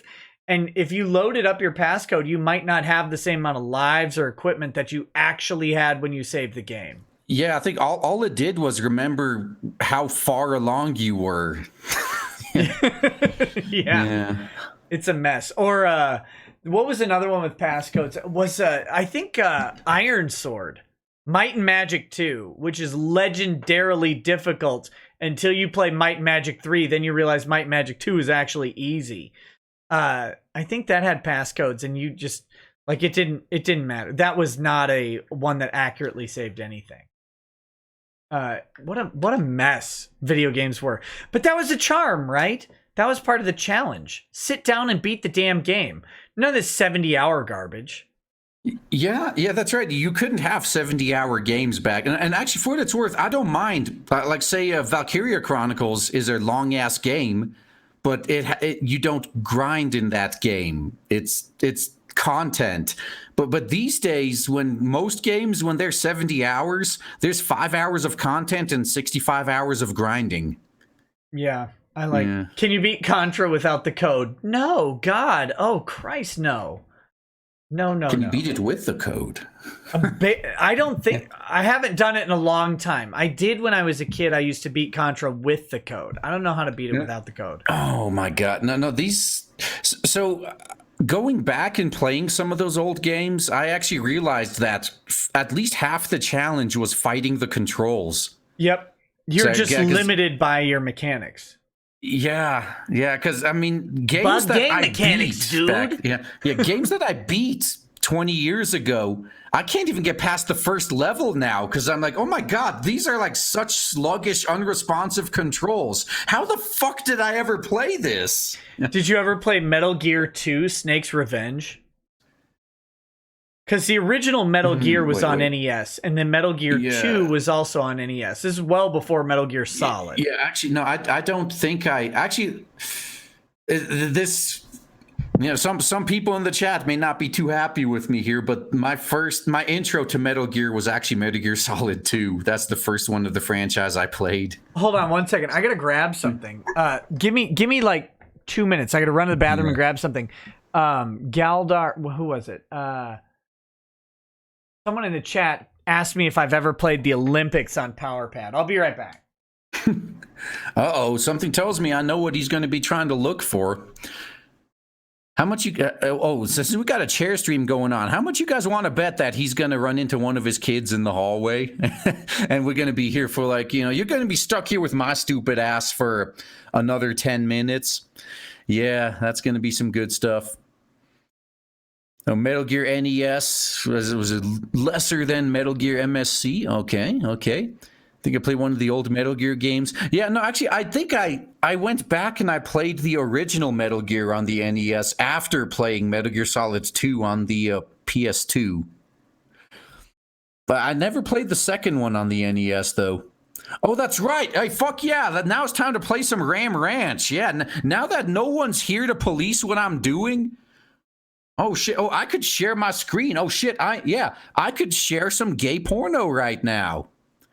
I could Yeah, I'm not gonna, though. Oh, man. Yeah, quit from Metal Gear Solid 5. There's... Quiet from Metal Gear Solid 5 is waifu material. Yeah, that's about... Quiet was like the only good part of that game. And now we get the real Fuda debate. That's right. So, guys, balls or no balls? How do you like your Fudas? I'll play Ishizoku reviewers. Yeah. Oh, man. Oh, it sounds like he's back. Oh. Hey, we just finished playing Ram Ranch. He showed up right on time. Oh, perfect. Listen, have I ever played with a power pad? Look at this! The power set right here. I have it in my office. Yes, of course. Of course I played with the power pad. And here's the test. You beat Cheetah on the hurdles by never ever jumping. Because if you jump, you're a cuck. You just run through the hurdles like a monster. Yeah, exactly. No, you just take it in the face like a man, right? You do. You have to. If you try jumping, Cheetah will beat you. Period. Yeah, no, that's the funny thing. With those games had those weird little mechanics like that. And was like Battletoads as well. When you're playing a 2-player, wasn't there like one level where the second player can't even move? The Klinger Winger. Yeah. It's late in the game. The second player just has to suffer and sacrifice to continue. There's nothing you can do. Yeah, there's a lot of real weird shit. Or even like the original like Mike Tyson Punch-Out. If you actually beat Mike Tyson, that's something to brag about. Yeah. Well, it's the weird thing about it is I was thinking about this the other day when I was playing Dark Souls. It's like Dark Souls is like an 8-bit game in a lot of ways because it's really, really just pattern recognition and then overcoming the pattern. Dude, thank you. I think you're the only other person that I've talked to that has finally said that, because I'm trying to say the same thing. Like, Dark Souls is not hard. It's just very repetitive as you learn the patterns. The reason Dark Souls is hard is because the patterns are hard. The reason I say NES games are harder than Dark Souls is because you didn't get unlimited tries. Right? Like you had 3 continues and X amount of lives per continue, and that's all you ever got. And the controls were ass. Well, in the NES games or Dark Souls or yes? Yes, but Yeah, I was gonna say Dark Souls 1 has some shit controls. Yeah. Yeah. Well, and then sometimes you could get used to it though, like Carmageddon 2 on the PC. Now most games the controls were just unresponsive as fuck. On Carmageddon 2, it was the exact opposite. Like you think of touching the A key and you're already spiraling out of control because your car moves that far left. Yeah. And after like 2 days, I finally got the hang of it, and then it was smooth sailing after that. I played Dark Souls much to the chagrin of my Twitch audience. I played it entirely on keyboard. And they tried to crucify me for it. They're like, get a controller. She's like, no, I have principles. I have principles and standards, and they end at a keyboard. Well, that's right. I'm glad to have my specific principles here, where it's just I use whatever control mechanism is best for the game at hand. So when it comes to first-person shooters, if you use anything but a keyboard and a mouse, there's something wrong with you. But racing games or Dark Souls, like those are designed for controller. So use the controller. Yeah. I play racing games on keyboard too because I'm an idiot. Need for Speed on a keyboard's embarrassing. Oh no, dude! No, I did the Need for Speed Hot Pursuit too. I played that all the way through on a keyboard. But that's just funny. Now. Racing game purists are going to crucify me for this, but it was controller, then keyboard, then the wheel. Like I could never play a racing game with the actual wheel controller made for racing games. That's because I don't know why. I just really fucking suck with that. The home wheel controllers are bad. That's the problem with them. Is they're not heavy enough to sit down on the desk. So you're like turning and it's actually just lifting the whole thing off. It's a mess. But I will say I miss the days of good joysticks for flight sims and stuff like that. Oh god, yeah, like those helicopter games and fighting games on the keyboard. Okay, yes. The only time I was ever competitive in a fighting game was Super Street Fighter 2 Turbo, and I played it on the Amiga on the keyboard. Oh my god. I couldn't play a fighting game on a keyboard. No, but I had like the old Thrustmaster controller where you had a throttle, a horizontal try naming throttle something stick. That in current year. Yeah, Thrustmaster. No, you can name it that. The SJWs will love it. They will buy it for all of their soy boyfriends, and they'll just give it to them, and they'll just Thrustmaster them all day, right? Like that's how it goes. It'll be like Ron Toye walking around with an 8-inch dildo down his throat as a face mask in Walmart. No, I had the Thrustmaster. It had the throttle thing on the left, and then the joystick on the right with like 700 buttons on it and a hat switch and everything. I think it was actually like 12 buttons. It's less than some mice have these days, but it seemed like a shitload at the time. Yeah. I actually got a good one right here in my desk drawer because I played space simulator games. I still play with the joystick. But yeah, it didn't have the throttle on one side, but it has like a little throttle lever like right by the freaking stick. Yeah. No, I had one with the throttle, and then the stick itself, you could actually twist the stick left and right, and I used it for Mech Warrior because you could turn the torso of your mech. Yeah, fucking Mech Warrior 2 was the shit for that, man. Exactly. Yeah. God, that game was cool. Oh, yeah, that one, holy shit, we're old. Although I really sucked at that game so bad with everything except for the Stormcrow. The Stormcrow was the only mech that I could actually enter a match in or a level in and have a chance of winning. And I still remember there was one where you're pretty much doing a patrol like on some moon somewhere, and I got so fucked up. Like the entire wireframe display was either red or black. I lost like the top of my head, both of my arms. The only weapon I had left was like that angry flashlight, like torso mounted laser that just does nothing. And my radar was gone. And they said, "Oh yeah, go to the next point." Okay. I'll walk in a random direction for an hour and see if I get there. Yeah, luckily I remembered roughly where it was before everything blew out. And as I walk, with, half a functioning leg, like just dragging my way there, I thought, if there's anything waiting for me over that crater, I'm fucked. But that was actually the end of the level. Like, oh. Yeah, that was back when if you had jump jets, you could lose a leg and still be functional. Yeah, MechWarrior 3, if you lost a leg, your mech was destroyed. Yeah. Period. Yeah. Oh, and this one, I don't know if they still, because I played MechWarrior 2 Mercenaries, and in that one, you could get an instant, basically a critical hit instant kill if you shoot him like right in the cockpit. Yeah. So I actually didn't know. I turned around the corner once in my Stormcrow, and there was like. Was it the Atlas or no? I don't think they had an Atlas in that game. It was the other one that was like the biggest one that was in there at the time. I don't think it was the Atlas though. Was it a Warhawk? That was like an 80-ton mech, I think. Yeah, it could be. Yeah, and it was just one of those waiting around the corner, and I'm like, I'm fucked. And I fire my angry flashlight, like useless fucking laser. But it was like just beeline, like straight into the cockpit, and then the mech just like falls apart in front of me. I'm like, what? Like, how the fuck did I survive that? Yeah, it was Mad Cat. Okay, no, those were 65 tons. Those weren't. Yeah. Those are medium tonnage mechs. No, now I have to look this up because I'm quite sure it wasn't the Atlas. Oh no, actually no. MechWarrior 2 Mercenaries did have the Atlas. Okay. Yeah, I thought so. I didn't know if you could have one, but your opponents could. Because in Mercenaries, that was the gimmick, is that you had like a shitty loadout, for Mercenaries.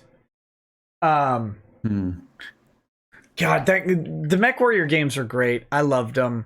Yeah, had a lot of fun playing those. MechWarrior 2. The one thing that fucking sucked though is if you picked a mech that just had a bunch of missiles, you just run out of ammo halfway through.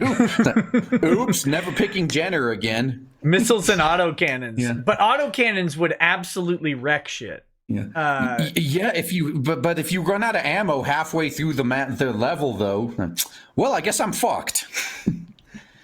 Did you ever play Descent Free Space? Yes, I fucking loved that dude. No, I even unlocked like those 2 half-finished secret planets. Yeah, Free Space was great because it was the first space shooter that had like 2 scale ships. So when you flew like your little shitty fighter across a capital ship, it would take like 45 seconds to fly past the thing. Oh, yeah. Actually, no, I was thinking. Actually, I played those, but I played Freelancer the most. That was like a spin-off of the Free Space games. That Freelancer. One. Okay, I don't know if I played that one. I played Free Space 1 and Free Space 2 a lot. Although before X Rebirth, I really loved the X games, and I loved how accurate they were. Like, say, the Mammoth cargo transport ship, it's used to move space stations, right? So you had this cockpit sitting at the very top of it, and then this it was basically a giant shipping container with a cockpit on top of it. And your point of view, if you have cockpit view on, is exactly where the cockpit is. And so I was flying it around, and I just thought, it's like, oh, hey, I'm just going to fly over the space station real quick. You can guess how that ended up. It's like, oh, right, I have a giant fucking space station-sized container right underneath me. Oops. Yeah, that was... Oh, God. Did you ever play X-Wing or TIE Fighter? Yeah, X-Wing versus TIE Fighter, even. God, those were good. TIE Interceptors were badass. Yeah. And those games, I mean, they don't have mechanics like that anymore, where you actually had to dynamically like route your power from weapons to shields, or if you were doing a run at somebody, you moved all your shields to the forward shields and hope no one shot you from behind. And they don't do that anymore. I liked playing. I liked the old space shooter things. I haven't played the new ones. What's that new one? Like, what's that one that's really popular? Well, the one that actually released, or Yeah, okay, yeah, not because Star Citizen not is Star still Citizen. is You know, the still one is with the full development. like size galaxy or whatever that they No, have in there. Elite Dangerous is the one that Yeah, actually that came one. out. Elite Dangerous. I've never played it, but I know a lot of people like it. Hmm. Uh, Oh, yeah. And it I had good always VR played support. Yeah. I always played an A wing in X Wing. Screw everything else. I don't know why. I like the A wing. It was just good. And I played Wing Commander 3 a lot. I didn't play 1 or 2 as much. Yeah, I think the one I played X2 the most out of all the space sim games, and God, there's so many life lessons I learned from that game too. Like perception and spatial awareness, like with that, flying over that space station with that shipping container there. Yeah, and then God, no, another. I killed myself in so many funny ways in that one. They had like these stargates in between the sectors that you use to obviously move between solar systems, and all the big ships used like the center, and then the smaller ships were off onto the sides. And one time I got. So you can have AI pilot the rest of your ships you're not using. Yeah. So I was there in like a tiny little, those are like M3 fighter, and I just entered the solar system, and I sent the order from my transport ship to come through, and it just fragged my ass. It teleported right into me because I was like in the center instead of off to the sides. Did I seriously just kill myself with my own ship? Yes, you did. Yes, I did. My favorite though is I was in one of the Xenon sectors, and so the Xenon are one of the hostile races that actually has their own space stations and the like. Sure. And I learned the hard way why, because they have capital ships too. And in this game, everything is simulated. So, like, say, if I take out a capital ship, then at the nearest spaceport or the shipyard, they build a new one and fly it over there. It doesn't just spawn out of nowhere. Right. So, but the problem is I cleared out a Xenon sector. And the closest shipyard was like 7 sectors away through populated sectors. and then I thought nothing of it. I left. A couple hours later, I got a quest to come back in there. And then I jump into to that sector I had to go through, and my computer just started shrieking at me. Oh, no. And I'm like, and it just froze up, and I'm like, what the fuck? But I gave it a few minutes, and then I had one frame loaded of a Xenon and an Argon aircraft carrier with like hundreds of fighters duking it out, and then my computer crashed. Done. Damn it. Game I guess I could over. never come back here again. Yeah, it's weird to see genres in video games go away, but space sim and flight sim genres have largely vanished. Well, and that's why Star Citizen and Elite Dangerous were so big on on Kickstarter, because the demand for those games are still there. It's just the companies don't want to make them. Yeah, it's yeah, and I don't know why. Like, they can make them so cool now, but now like the only flight sim type stuff you get is Ace Combat. Well, they can make them cool, but it's all about monetization now. Can you add loot boxes to it? Can you add gambling mechanics? Yeah. If not, then they're not going to bother. I remember buying like Falcon 3.0, and it came with a binder that was literally this thick, that was the instruction manual. And that was the original Homeworld was kind of the same way. The Homeworld instruction manual is thicker than most hardcover books I have nowadays. I read a PC Gamer review of Homeworld a long time ago, or Homeworld 2, and they basically summarized it. It was like Homeworld, but you don't have to be Ender Wiggin to win. No. Homeworld 2 fucked me hard because that one. Now, Homeworld 2 had this. That was one of their attempts at adaptive AI, where the better you did, the harder it got. Effectively, like in the next level. Yeah, and so I got to. I think it was like the 13th level is the one where you have to rescue Captain Soban. I think it was. Yeah, that one was it. So you have a unit cap. You have like 2 battle cruisers and 5 destroyers. Those are the biggest ships you can make, and I was at the cap.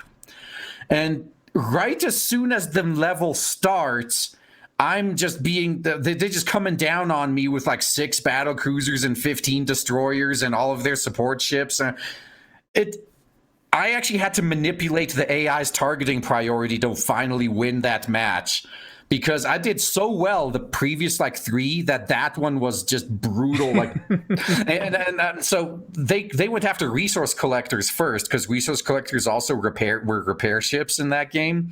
So I was had all my carriers and my mothership just mass producing resource collectors and sending them to the front lines to repair the battle cruisers, and they were taking all the fire.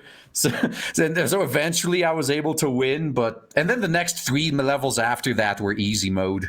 But the thing with Homeworld is, once you've figured out how to think in 3 dimensions, that's what changes everything, right? Like when you're doing pincer attacks from above and below on the Z-axis, and when you're defending against that's the difference. And that was the cool part about it as a strategy game. That's what I really liked. Fuck yeah. And then especially Homeworld Cataclysm, I beat that game with half the unit cap. And I was wondering why it was so much harder than the first game. Like, what the hell's going on here? And then I was talking to my friend the next day. It's like, yeah, I beat the game finally. And then how did you beat the last boss? It's like, oh yeah, I had like my 4. It's like, oh god, it wasn't battle cruisers in that game. They had a different name for the biggest ships. Like, I had my 4 of those. Like, how did you get 4? You could only make 2 with the unit caps. Like, oh, you didn't upgrade your supply pods on your carriers, did you? Like, I didn't even know you could do that, because I thought they were only on the mothership. So I was playing with half the fucking unit cap the whole game. Lame. But I beat it though, so it's like, I don't know whether I should be embarrassed or proud of myself. It's like, I still won. Yes, you should be embarrassed and proud. Oh, they were dreadnoughts. That's what they were called in that game. Yeah, that's like 20 years ago. I don't remember that now. Fallout Boss 34 says, peasants. Genesis and Dreamcast are superior. Shining Force, Phantasy Star, and Mutant League Football all the way. I disagree. I liked Super NES better than Genesis. Yeah. Now, if we want to go all the way back, though, Master of Orion 2, I don't think anything's ever going to top that. Dude, Moo 2 is great. Yeah. Master of Orion 1. Did you play Master of Magic? I don't think so. Okay. If I did, it wasn't enough to remember it from that long ago. Well, then you didn't. Master of Magic was the fantasy version of Master of Orion. Same company, but with dark elves and mages and all that shit. And I wanted to let you know, if you love retro gaming, Master of Magic has been re-released on Steam and GOG with a DLC 25 years after the release of the original. Oh, so they're doing like what Age of Empires did, huh? It's awesome. An official DLC, so you can check it out for like, it's like $3 or whatever. Yeah. It's worth it. Yeah, when it comes to fantasy strategy games, though, I mean, I'm like Age of Wonders all the way, up until 3.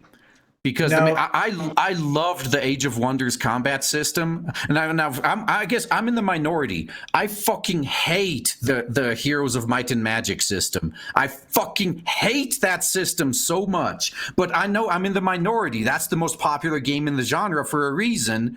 And then Age of Wonders was my favorite one. You gotta check out Master of Magic, dude. Oh, I will. I mean, I loved Master of Orion. If it's the same, that is great. But then, so Master of Orion, Age of Wonders 3, they changed the system to be just like Heroes of Might and Magic. And I was like, that's the one thing I loved about you. You just took away from me, you motherfuckers. Heroes of Might and Magic was all just about mega stacking or doom stacking or whatever, the right unit. Yeah. You doom stack Arc Magi and Heroes of Might and Magic 2, and you nuke everything. It didn't matter. Yeah, exactly. And meanwhile, in Age of Wonders, it was at the individual unit level, so you couldn't do that. I really liked that. Master of Magic, you have an 8-unit cap per fight, and you have like a little tactical map, and each one moves around. It's not quite like Master of Orion in the same way. The system, the combat system, is very, very different. because one's starship and one is, like little fantasy units. But they had a hero system. Master of Orion and Master of Orion 2 had heroes that would pilot your ships and then captain your worlds or whatever. But in Master Magic, your heroes were combat units. And so much fun. I spent thousands of hours playing that damn game. Oh, yeah, for me, actually, both Master of Orion 2 and Age of Wonders. Now, actually, Master of Orion 2, I actually beat a game at impossible difficulty. Like, that was when I know that, okay, I think... Because Master of Orion 2, it lived up to its name. It was almost fucking impossible. It's really hard. And the Antarans kick the shit out of you if you don't get to Orion quickly. Oh, yeah. But the way I beat it, though, is I made a custom race, and I put all my points into infantry and defense. And then I just... all my ships were... I mean, they had nothing on them except... armor and boarding shuttles, like that's it. And then every time the enemies showed up with a fancy fleet way better than mine, I took it and sent it back. So here, you guys dropped something. Here you go. I would always make the Doom Stars or whatever loaded with just plasma guns. That's it. Nothing. Not stellar converters? No. Just plasma guns, because. You could kill so many ships in a row with just plasma gun shots. It was brutal. Oh God, good fun. So Age of Wonders 2. That one, I accidentally got easy mode on some of the campaign. Yeah, because I think the way they ran it. Yeah, you had the campaign separated into elements. You had I think 3 levels with each one, and then they all came together at the end, and you have all your old heroes back for the final fight with the main villain. Sure. So for the water one, I got this elf ranger as my first hero, and he had it rough. Because I think the first thing I did was I took him and 3 archers into a city. I just took over an enemy city and I occupied it, and then they destroyed my little transport ship. So he was completely isolated there, and he actually held the line and got leveled the fuck up through the roof for 20-30 turns on his own. And his reward for that was I did. The quests in this game give you random rewards, so you could choose between 3 random ones. So I did one. And I got this shield that made him immune to all physical attacks. The very next quest, a chest piece making him immune to all magic attacks. Oh, no. Game over. So from every level after that, I just had him solo everything. That was hilarious. He could never take any damage. That's your reward for being such a badass. Old games were fun. They had really good ones. They have a lot of them that were really out there. They had a bunch of old D&D strategy games that were great. They had one D&D strategy game called Birthright, I think is what it was called. And it was like a 4X strategy game, but you had heroes and you could get your heroes to form up a party and do a 3D first-person dungeon crawl as well. God, it's like, where did these types of games go, man? They were cool. They don't. Okay, put yourself in the perspective of a game company. Are you going to release a fully finished single player game? No. And then and for $60 and then spend 6-7 years working on the next one? Or are you going to release some multiplayer live service just milk the audience for all their worth factory? And I could work on a whole new game for $60 in 5-6 years. Or I could just keep adding cosmetics for $5 a piece. Yeah, and I'll get people pay me. They'll pay me $350 over the next 2 years. Yeah, you'll get way more money for way less effort, and that's what. This is why I say gamers get the industry they deserved. Everyone I've met that complains about loot boxes, season passes, microtransactions, they've spent hundreds on that shit. You're the reason they have this shit. If people stop buying it, they'll stop doing it. Can't stop buying stuff. How would you not buy the next Call of Duty though? Last Call of Duty I bought was Modern Warfare, the first one, Call of Duty 4. I haven't bought any of them ever, but Yeah. Hey, for what it's worth, the first 4 Call of Duty games are spectacular, but after Modern Warfare, they've been re-releasing Modern Warfare every year, multiple times. Yeah. it's a mess. It's a mess. Well, let me finish some of these up. Eli Champu says, follow up on my Fuda chat. Fudas have both holes, so impregnating one would be the same as impregnating a normal woman. Oh, do they really? Yeah, that's what separates a Fuda from a trap, because a Fuda has a dick and a vagina, yeah. And a butthole, huh? That's weird. Mm-hmm. So they could do. Never mind. That's awful. E1337. Whatever you were thinking, they have a hentai for that, I'm sure. I know, and I just really hated that they did. That's all I'm saying. E1337 Neo says, hey Nick, I see you're playing Dark Souls using a keyboard, and raised you playing the original Ninja Gaiden on NES emulator with a keyboard. No save states and actually beating it. I pulled this off before and have proof. You can keep that proof. I will not. I will not do that. That sounds terrible. Absolutely terrible. All right, man. What I'm going to do is I'm going to burn through the chats because we got wrapped up in talking boomer games. Ooh, yeah. So let me burn through them, okay. And we'll wrap up the show after that. I saw some of them were referencing me too, so I'll definitely stick around.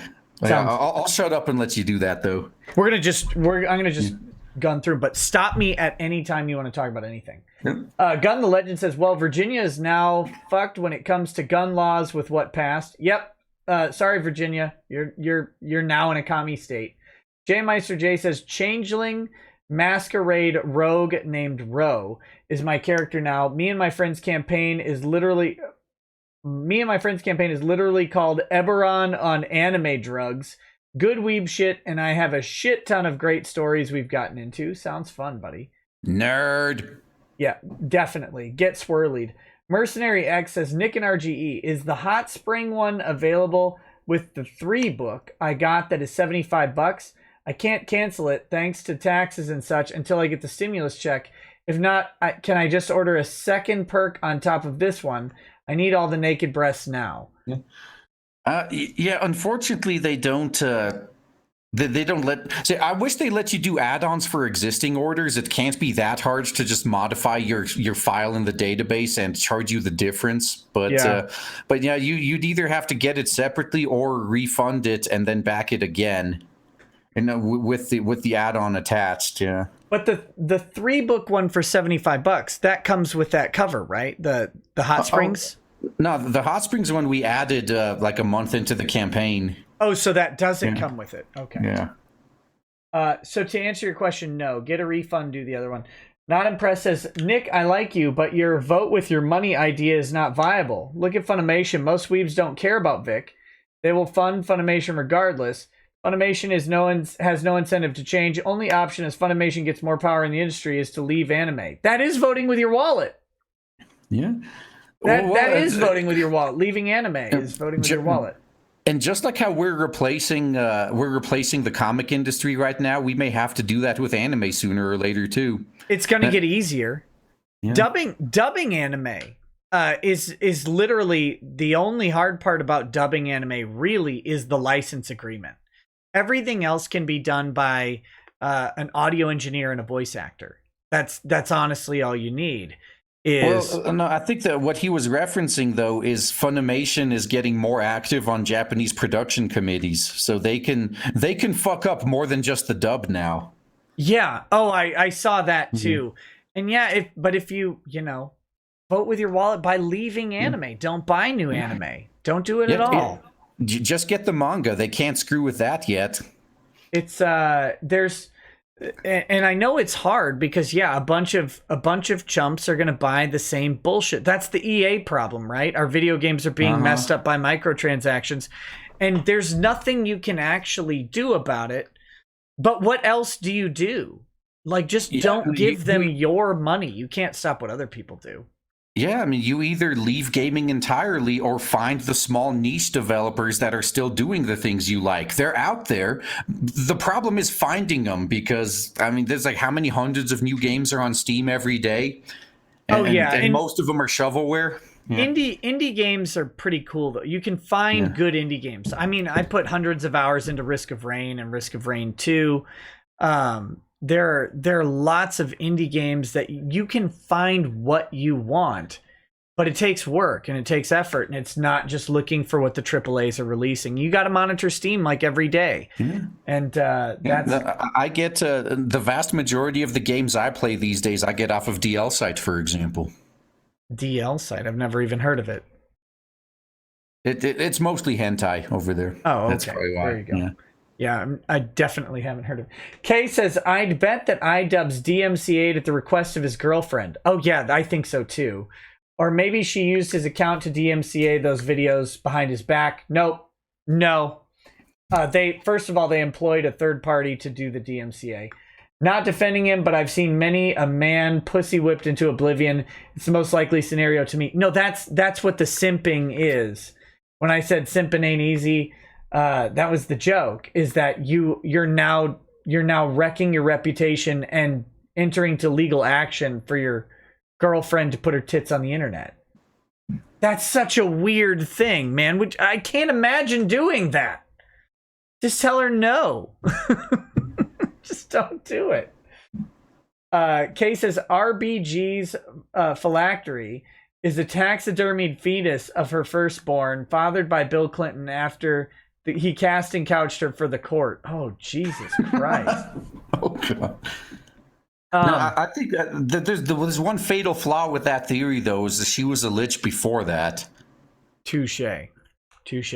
Phoenix Aurum says, for RGE, what are your thoughts on games like Cuphead and Bendy and the Ink Machine that use the old school animation aesthetic? I probably spelled this wrong.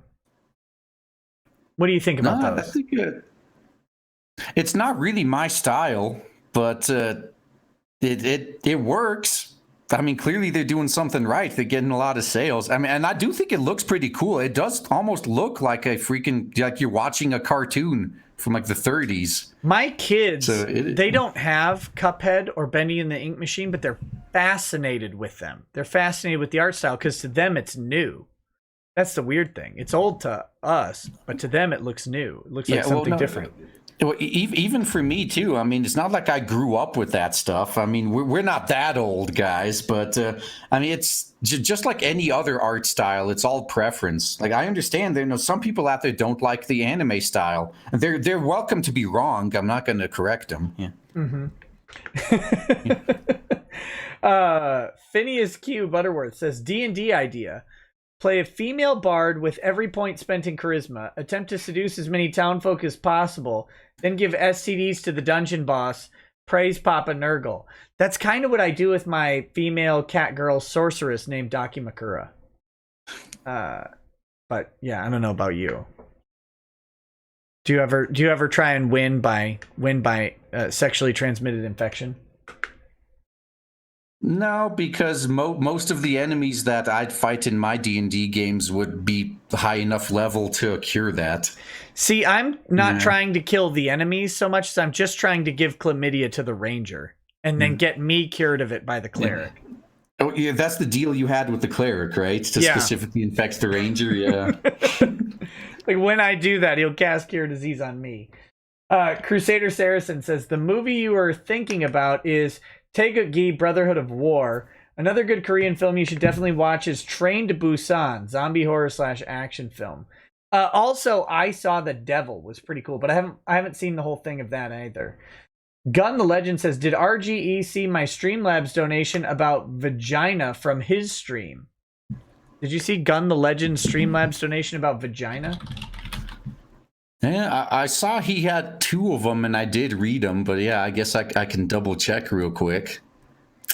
It says, sorry about my that question type O. I don't know what that means. Yeah. And then he also says, iDubbbz is Cuckmaster Supreme and more likely didn't grow up with integrity with relationships. And then okay, go ahead. For Gun the Legend, the only 2 I see from today are the ones about the FBI and how people will still believe them anyway, and, even after this whole, maybe that's something you could cover later too, is it looks like the attorney general is ready to start cracking down on the whole Russian collusion fiasco. So that should be a funny one. Okay. And then the one about your aunt. So sorry to hear that, man. The one about who? Oh, his aunt. Oh, yeah. I was like, what the hell's up with my aunt? Yeah. Well, see. So Gun. Those are the only two I see in my interface. So. Okay. If you did anything with anything but PayPal, I didn't get it. Gun the Legend finally says, after 2016 and 2019, shit will always change. Shit will always change, and right now more for the worse. We'll see, I guess. SF Giants fan Mike says, you guys have had me rolling tonight. Between the two of you, that's been over 4 hours of fun. Hey, awesome. Thank you. Kay says, make your kids play Doom Eternal. $100 says they're better than you at it. Oh, I would never take that bet. Kay also says, the only correct controllers to play Dark Souls with are the following: a USB steering wheel, a Guitar Hero controller, a DDR pad, the Donkey Kongas, voice recognition software, a flight stick, or an N64 controller. Let me raise you one. I saw a guy beat it with bananas. Use the Kinect. That would be the worst. No, I saw a guy, he had electrodes hooked up to bananas, and when you picked them up, they did stuff. God, what a disaster. And he was able to beat Dark Souls. It made me feel very inadequate.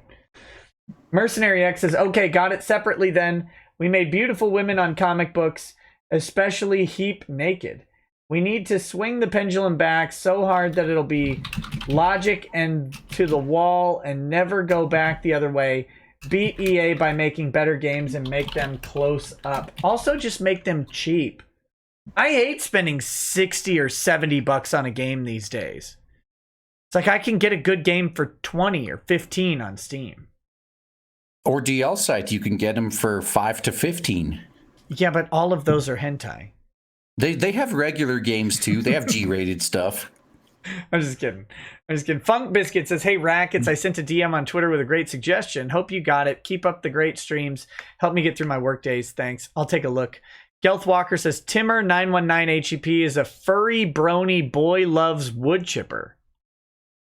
Okay. Unknown Existence says, hey, Rackets, the next time you have RGE on, you name the stream the Raging Golden Legal stream. That's disgusting. Shots fired. Alfonso Fret says, I got unsubscribe agents. My will, I hope. Unsubscribed against my will. I hope this helps your cause. Hey, thank you. Thank you. Do you have that happen? People get unsub from you randomly? Yeah, and notifications don't go out. My live stream doesn't show up in the subscription. Actually, let's see if yours is in the subscription feed. Let me check that. Yeah, it's I don't know. I don't yours even is there. Yours is for me anyway. That's good. Sweet. I never even look at my sub feed anymore. It's just the algorithm has figured out what I watch on my regular, like the content feed. And I was told by my YouTube guy that that's kind of where they're focusing. Like subscriptions are just becoming not important to YouTube. It's all about funneling content via algorithm to who wants to see it regardless of subscriptions. To who wants to see it? No, it's to who they want to watch it. Listen, I'm telling you what he said, not what they actually mean. No, that means if you want to watch Warhammer 40K videos, they're going to feed you CNN. Yep. And that's literally true. So make sure you guys show love to your subscriptions. Rage DMX47 says latent flaccid. Oh, thank you. JD Hausauer says RGE plus rackets versus court tryouts plus volley of balls in a no time limit debate on the state of ball pits. Next round, have at it, ding. Who the hell's court tryouts and volleys of balls? Are these YouTube people? Have you heard of them? No. Maybe it's in regards to the Fuda debate. Maybe. Probably. Yeah. Orochi Taco says late and sober. JD Hausauer sent me an on-set chair, like a director's chair. Thank you. James V says, Nick, need your help learning how to drink whiskey. Take it slow, buddy. Take it slow. Ease it in. Lube up and... Take it slow. Yeah. Just smell it, sip it, let it sit in your mouth, swallow it, and then breathe out. And don't do anything else. And make sure you clip that out of context. Exactly. JD. I'm just kidding. JD Hausauer sent another director's chair and then a unicorn. Thank you for those. The DCV Titan says, that's some dark humor. JD Hausauer says, he Zoom boomered himself. Huh? Thank you. Stormcrow 900 says, hey, Nikki, get a haircut, you hippie. I can't. I'm on lockdown. I'm doing well and love you talking about how constitutional current events are. Please keep it up. Will do. Do you look like a scruffy idiot like I do? Yeah. Well, no, I've still been able to shave, but no, usually I shave my head too. But I've had hair for the first time in years now because I can't get. I mean, by the time they did the lockdown, it had already grown out too much for me to just like run. Because otherwise, I'd run the same shaver I used for my beard. Yeah. But now I just know. Okay, I guess I'm going to go back to my high school days when I had long hair. If I shave my beard and can't get a haircut, I will look really stupid. So I can't do it. Dan Condi says shortness of breath is a symptom. Lemon says Zontar says my 2-week quarantine ended today. Give Blade Devil. Hey, go buy it. Slots. Go back the Blade Devil. Yeah. Do it. Deleted says for RGE, she's not a true waifu without she needs to paint your glasses. Hopefully the filter allows this. 35th edit. Not a true wife. Oh no, you got the semicolon there. That's probably the balls. Yeah. Oh, that's a semicolon. She's not a true waifu without danglies. Mm-hmm. She needs to paint your glasses. Oh, come on. No. This is what my audience is into, I guess. Yeah. Look, I'm not gonna judge him, but I will. Matt Wenger says get Super Harem Carl O. Rose special cover, only 1 week left. What? I don't know. Yeah. So Super Harem's another funny book within Comicsgate. That's a separate book. Okay, I was like, what the hell are we talking about? Yeah, I mean, I had Wenger on my stream before. He's a cool guy. So guys, check out Super Harem Carl O. Rowe. From Matt Wenger. There you go. 1 week left. Rage DMX 47 says RGE has already experienced turbo virgins. Damn, what's a turbo virgin? Someone mentioned this to me. I don't know what that is. Damn, I'm trying to think. Is it the? Maybe I don't know how much Drexel has told you about MGTOW. But there's a lot of incels that call themselves that. Yeah. But there's a lot of incels that refer to themselves and just kind of invading it. Those, I think, are the turbo virgins right there. Oh, see, now here I am thinking turbo virgins are like girls who will only do anal because they want to preserve their virginity or something. Like that's what I was thinking. They'd suck your dick too. Well, right. Yeah. But they've got to keep the hymen intact. Right? Like that's what I was thinking of turbo. It turns out it's much less interesting. Queen Nida says, have some of my Trump bucks. I wish RGE the best in Blade Devil's endeavor. Thanks a lot for that. Synapse. Blade Devil is $50 from 150K, by the way. I just saw 49. Oh my goodness. 2 people. Holy shit. See? 2 people need to go ahead and pick it up, put it over 150. That would be awesome if we did that on stream. Right. Well, given that you still got about an hour and a half worth of super chats to read, get out of the speed they're coming in, it's going to happen. But yeah, man, thanks a lot for this. Yeah, it's my pleasure. This is probably the biggest boost since the halfway point. Yeah. Well, guys. Something came in. You can push it over 150. Yeah. Synapse says, here's beer money, and for the men of culture after Subverse, 306692. I don't know what that means. I'm not a man of culture. But let's see. Boag says, hey, RGE, I'm not sure how much of a weeb you are. Redo of The Healer got an anime. If you know about it, describe it to Nick. Now that's so if you thought that they were reading about Shield Hero and Goblin Slayer, just wait until that one comes out. Redo of The Healer? Yeah. Oh, God. Well, so that one, I mean, I guess the gist of it is the main character is the healer, I think. Yeah. And he was, but the thing is, his party like really abused him. Like they like kept him addicted to drugs and shit to keep him with them. And he got a chance to like go back in time, and he's taking his revenge on those fuckers. Yeah, that basically. Okay, weird. Yeah. Okay, I'm supposed to repeat the code for the Men of Culture after Subverse 306692. I don't know what that means. But I also put it in the chat. So yeah, this anime genre of like life's a video game but it isn't is a weird one to me. I like it, but I don't understand it. Yeah, no, for me, I actually prefer it if they just. I mean, I prefer those stories, like say where a character, the main character, gets like isekai'd into some video game world. I like them way better if they don't have video game mechanics, actually, because for me that kind of takes it. Yeah, that takes me out of it. But I watched a clip of Overlord where he was using microtransactions in real time, and it was weird. It was Overlord like buying is fucking hilarious. Yeah, but it was like he's buying stuff and using it in this fight right now. It's kind of funny. Now, the best part of Overlord, though, at that the last season they aired. So one of the emperors of I think like the most powerful nation near him, like wanted to test his power, right? It's like they got into an uneasy alliance with him.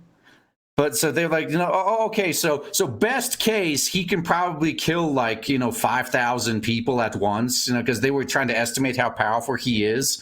And he summons these like the fucking eldritch horrors that just wipe out hundreds of thousands of people at a time. And then they report back to him. It's like, oh yeah, he like wiped out that entire army on his own. He didn't even need us there. And this guy thought that they could like weaken him and backstab him and shit. He's like, and he pretty much just fainted. He's like, yeah, there's no winning here. Like, that was so fucking hilarious. But nice. Right. Let's see. Gelth Walker says Nick becomes new Animat. Gross. RGE save us. Oh, I think that's if I'm streaming naked. Because Animat did those nude streams for kids shows. That was fucking weird. Well, you can always just get a peach colored skin tight spandex suit and you get the next best thing, right? Does it come with a noose? If not, I don't want to be Animat. Well, Simon, you mean you don't have a noose just back there anywhere? Huh. Oh no, I keep them. Never mind. Simon Simpathier says, "Hail Rekieta Law and RGE." And then he gives one of the metal things. So, hey, what's up, buddy? Yes, and Sim's a cool guy, too. He's got, I don't know if Blood Hunt is still up, but he's got a book as well. Yeah. It is. Blood Hunt is still up. Someone mentioned it earlier in the chat.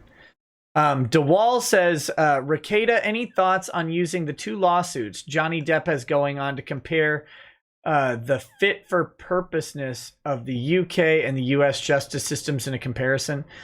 I don't know. So I haven't actually looked into the Johnny Depp stuff past just the cursory news thing. I know it's a disaster and I probably should, but it seems so daunting that I haven't done it. Yeah, no, someone like you would have to do it because I mean, yeah, there is like they implied, like half of the cases in the UK and half is in the US, and at least on the UK side, they're actively trying to shield her. So no, you could testify behind closed doors and It's such bullshit. I mean, it's like Title IX in the US is garbage, where they give schools like basically court level powers, but not with none of the protections for the accused. Or Drexel likes to talk about the Canadian law that requires the accused to give all of their defenses to the prosecution prior to the prosecution stating their case. So they get to take your defenses and then prosecute around them. It's such a mess. It's garbage. Yeah, and then they wonder why guys are just choosing to fuck it. I'm just gonna look at what the herbivores are doing in Japan. Like, yeah, I'm just gonna sit at home and play video games and jerk it to hentai. That's better than the alternative. Get a fleshlight and let it jerk it for you. No. JD Hausauer says, "Hey Nick, balls or no balls? RGE." I say balls. The foodies have to have balls because you have to know when the balls touch that you're gay. Rage DMX 47 says, "Remember to throw up the prayer hands like DSP." Oh yes, I gotta throw up the prayer hands. Thank you. Silva Lucas says, "Hey Nick, hi RGE, hilarious stream so far. Some shekels for the shekel god. I miss seeing your Twitter feed, Nick. I had to leave that cancerous place. You are wiser than I am. I should leave Twitter, but I can't, unfortunately." Yeah, I can't either. It's pretty useful for advertising purposes. You have to do it. Yeah. You just have to. I'm trying to use it a backup. Better. Yeah, also because actually the original reason I have a Twitter in the first place is like 7 years ago, my channel got deleted. Yep. To this day, I don't know why. It's just I just logged in one day and I got that email. It's like, "Oh yeah, you violated our terms of service. We deleted your channel." I appealed it, and 3 days later, they just gave it back and said, "Oh, oops, we just made a mistake." No explanation. Just, "Oh, okay, here you go. Here's your channel back." And I made a Twitter right after that because just so I could tell people, "Hey, if this ever happens again, this is how you can find me." So you can know what's going on. By the way, over 150,000 on the campaign. Oh, damn. 150,397. Awesome. Thank you guys so much for supporting RGE. It's been great.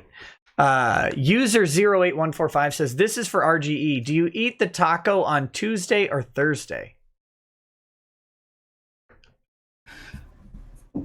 Well, over where I live, they have Taco Tuesdays, so I guess that's when I eat the taco. Do you like 2-day-old taco? That's the question. No, tacos are one of those foods that, if it's more than an hour old, it's already too much because all the like moisture from the beef just. No, it gets if it's a type of food that could get soggy. I made that mistake at D&D once. Like we thought, "Hey, let's just go get some Taco Bell for the night." Never. After the first half hour, it was untouchable. Yeah, man, I used to eat so much Taco Bell when I was in high school, and I could just burn off all of the horrific things that were in there. I would get the like big pack with the Mexican pizza. It was like 10 tacos and a Mexican pizza. That shit was good. But now if I eat like one taco, I go to the hospital. I can't do it anymore. And your toilet is filing a restraining order against you. That's why I go to the hospital. I don't actually need to check in. I just go to their bathroom. Like I'll just be 20 minutes. Leave me alone. And if you hear screaming, don't come in for your own sake. Suede off the cuff says, "I probably stepped in at the wrong moment. Long story short, carpetbaggers Phuket Island it up. Anyways, Rekieta and GRE forming like Voltron in here." I think he means RGE. Yeah. I don't think you're the graduate program requirements exam. Do you? Are you the GRE? Yeah, I don't think so. I don't think so. Simon Sim Pothier says, "I highly recommend checking out Blood Hunt, Nick. I'm sure you'll like it. It's a mix of John Wick and Hellsing Ultimate." Sounds cool. Guys, check out Blood Hunt. Stooge Muffin Stuffin' says it's just a correction of the previous one. Phoenix Lord Asserman says, "Not really Comicsgate anymore, but your book looks good. Is this a one-shot or do you intend to make it a series of stories?" Yeah, I was actually talking with him in the chat when he asked that, but for the sake of everyone else, it's not a one-shot. This one, this is actually the first of a 3-book arc that we're going to start off with, and if it continues going the way it has been, we'll keep going, man. We're gonna keep it up. So I bought an incomplete series just now. You're gonna grift me out of 2 more books? Damn it. More than that, I mean, come on. Now, for what it's worth, unlike, I mean, it's not going to be like One Piece. It's not going to have like a billion different volumes, but we have an ending planned. It just may take a while to get there, is all. One Piece, I know this is heresy, but I don't like the way One Piece looks. I don't like it at all. I didn't either at first, but I got used to it. Now I actually do like it. Yeah. I was watching a stupid YouTube video. It was like the 10 most important hand-to-hand fights in anime of the last decade or something. And they had Luffy, whatever the fucking name is, versus someone else, and Luffy was just standing there going like, ah, and fists were just flying at the enemy. Yeah, Nothing, Gum Gatling. nothing actually happened. I was like, this is a shitty fight. Nothing cool is going on in this. Well, yeah, no. One Piece is one of those. The tone really seems to change as it goes on, and once you get to the Arlong arc, and then the Alabasta arc, those are like spectacular.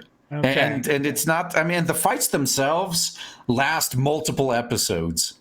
I mean, so that fight was it was in the same sentence as Spike fighting Vincent in Bebop, the movie, right? Which is a great fight. Spike, when we're talking about just hand-to-hand fights. It's also a movie though, so they had a much higher budget and less time to work with, so they kind of made it look cooler and was faster. But I mean, you're a fan of Dragon Ball Z, right? I mean, you remember the Frieza fight? Yeah, it's ridiculous. Yeah. But I would put the fight in the first Cowboy Bebop where Spike fights the dude on the eye drug or whatever. That was even a better animated fight. Yeah. And then when Spike fights Ed's dad was funny. That wasn't really important to the story at all. But it was a hilarious fight because Ed's dad just beats the living shit out of Spike by doing nothing. It's just so much more powerful, which is great. But anyway, I'm just complaining about I didn't like the art of it. That's all. I didn't like the art. One Piece might be a good story, but the art I can't look at it. It makes me hurt.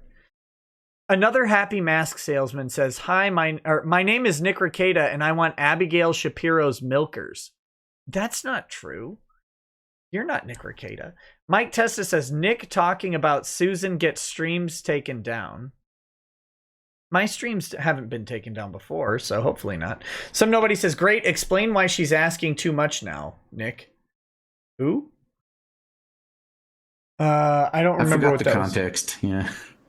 Sorry, I don't remember what that was about. Gelth Walker, welcome to the channel subscription. Thank you so much. Some nobody says South Dakota best WW2 ship, also Azur Lane. It has a thumbs up and an OK sign like this. Yeah, I used to play Azur Lane. As far as free-to-play games go, I think that's the one you could easily get everything if your luck is the average without ever paying real-life money in, as long as you play it. But the waifus are top tier, but the gameplay was shit. So eventually, after about a month, the gameplay really grinded on me, and I had to quit. I see. So this is a game. I gotcha. No, it's a slot machine. It's not a game. It's a mobile game, so yeah, it's a slot machine. Yeah. Oh, okay. I gotcha. Yeah. Feminism is cancer says it's chair if you look into each other's eyes. Okay. Angry Baneling says Vishnu had more hands than Jesus, so Vishnu wins. He could grab more titties. Change my mind. You can't. Also, my people don't at me, please. Oh, no. Tubster says, "Hey, Nick, thanks for raising the glass for my dad the other day. He passed away today. Thanks for taking my mind off things again. Best to you, bud. Hey, best wishes to you. And prayers for your dad, buddy. That sucks." Andrew War Snowboard says, "Today marks 34 days energy drink free for me." Get off of it. Get off of energy drinks. Oh my God, they're destructive. I don't care what anybody says. Don't buy G Fuel. Love you, Keemstar. Don't do it. Pixlexia says, "Hey, Nick, 119th super chat. Hey, RGE, I'm working on a manga and have been chatting with Tug about it, but I also have questions I'd like to ask you. Mind if I Twitter DM you about it?" Hey, I couldn't stop you even if I wanted to, so yeah, sure thing. Yeah, but would you read the Twitter DM? That's the question. No, that depends. Are you going to completely flip your shit at me if I don't respond within 20 minutes? I will. Yeah. Yeah. So if I don't respond within 20 minutes, Rekieta's going to flip out at me. So yeah, yeah. Well, considering I guess that's my motivation. I didn't respond to you today for 12 hours or something like that. Well, I know you and Ethan or everybody else. Sometimes it takes days or weeks, and that's just how it is. It just I don't know who gets butthurt at that. But I don't know, because you probably know this. Sometimes it depends on the day. You'll get a Twitter DM that you really have been wanting to see or is really important, and then you'll get like 50 that you didn't want, and the one you wanted just goes and you don't even see it on your screen anymore. But then you'll go like 3 days without a DM from anybody you know, and you'll just have all of the ones that you would normally see up top. It's yeah, no, or I get it, and I sometimes I even pull it open. I see it's like, oh, I got this DM, and then my boss pings me because I'm at work, and it's gone. Yep. Anything can get rid of it. Meshikari Roos says, 2 of my favorite creators in one stream. I must have hit the lottery. Oh, lucky you. Oh, and I'm here too. Hopefully you got your $8 million in Trump bucks like that one dude did. Did you see that? No, did someone actually get a bank transfer of that, or some guy's stimulus deposit was $8 million. He was supposed to get the 1,200 or whatever. He got $8 million, and then they withdrew it. They took it back out the next day. They corrected it, but it was like, good job, government, dumping $8 million in this guy's account. By the way, if that ever happens to you, I do not recommend withdrawing it immediately. That would be a mess. Yeah, no, that has happened before, and you will get in trouble for that. They will take it. They will take it back from you. They will hunt you down. So unless you can get it in cash and get out of the country right away, don't do it. Zorindu says, RE Studio Foe and Subverse. I was banned from their Discord for emoting the letters N and O on a message asking for cessation of coronavirus jokes. Why would you stop the coronavirus jokes? They're just jokes. They don't kill people. Well, their server isn't private though, so I mean, if you unless you have an invite-only community, you're eventually just going to be swarmed with normies. So yeah. Karamon Majere says, emulators are God's blessing to us old, fallible mortals at Rekieta Law. Also, thanks for the name shout out. I hope more people read the Dragonland Saga. No joke, Karamon, for my other channel, I'm going to reread the Dragons of, the Autumn Twilight and all those. I can't remember what order they go in. I'm going to find them, the physical books, and reread them because I loved those stories. They were great. DeWalt says, even if autoplay never turns on after you disable it, YouTube will still play next video on screen after it sets for a certain amount of time without you doing anything, and it's still on screen. Yep. Stooge Muffin Stuffin says, have you ever played Double Dragon Neon? The old OG Metal Gear was on the MSX. No, I never played Double Dragon Neon. Is it any good? Where do we got? No, I only played the first 3, but I never. No. Was Neon the remake or the remaster they released on Steam recently? It is familiar. I think I actually bought it, but I didn't play it yet. Yeah. It is the one. It was from like 8 years ago. Yep. I have it, but I haven't played it yet. I was watching Mikkel Casanova play a different Double Dragon game that like some guy was working on, and it was pretty cool. You could switch between the fighting systems of like Double Dragon 1, 2, 3, and this new game on the fly. Like, so you had the different move sets for each of the Double Dragons, and then you can make pretty cool combos from it. But I don't remember what it was called. A crafty Huragok says, Chair Kun is the best host. I agree. Satanic Potato says, Fuda with no balls is like Blade Devil with no plot or backstory. There'd be nothing there. Yeah, that's what I'm saying. You got to have balls. Otherwise, you would get the phantom ball slap anyway, right? Like when they cut off an arm and you feel like your arm is still there. That's what it would be like with the no ball Fuda. There would be like, oh, what's slapping? No, there's nothing there. No, I just had fucking... See, this is how much of a boomer I am. The first thing I thought of was that Phantom Limb episode of I Am Weasel. Yeah, that was... Oh, you broke? No, I feel fine. It's like, "Oh, you broke your phantom limb." Oh God. It's like what was that? Silence of the Lambs. He says that too, right? Like the mother whose baby dies or whatever, she can still feel her nipples tingling. There's a tingle for you, Clarice, or whatever. I think I butchered that, but we're going with it anyway. Sigurd Helix and Crypt Keeper says, I loved Fantasy Empires. PC DOS. Oh, Fantasy Empires was pretty cool. Can't find a working version anywhere. Can complete the levels to progress. Bugged.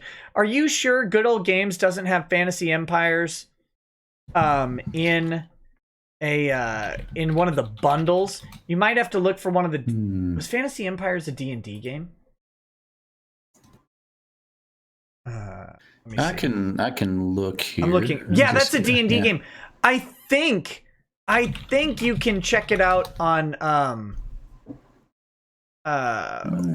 I think you can find it on GOG, or you can go to the websites where you can play the games online and they emulate it in your browser. I don't know if that is any good.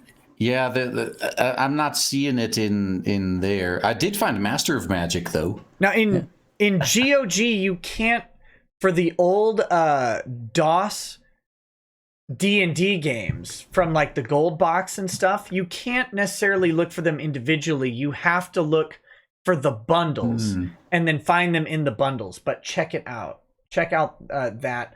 Otherwise, I did see there was a website. If you just Google Fantasy Empires, in the Google results, there's playing the game online in a browser. You could try that. I don't know. Sonic 15 says, I'll take Rubber Hose over Cal Arts any day. Cal Arts is trash. I don't care what anybody says. Austin Heartless says, Hero Hey is a brony. Is Hero Hey really a brony? I don't know if he really is or if he's just playing it up for a meme. You never know when on current year internet. Look, I don't start drama with YouTubers, but if he's a brony, we're going to have words.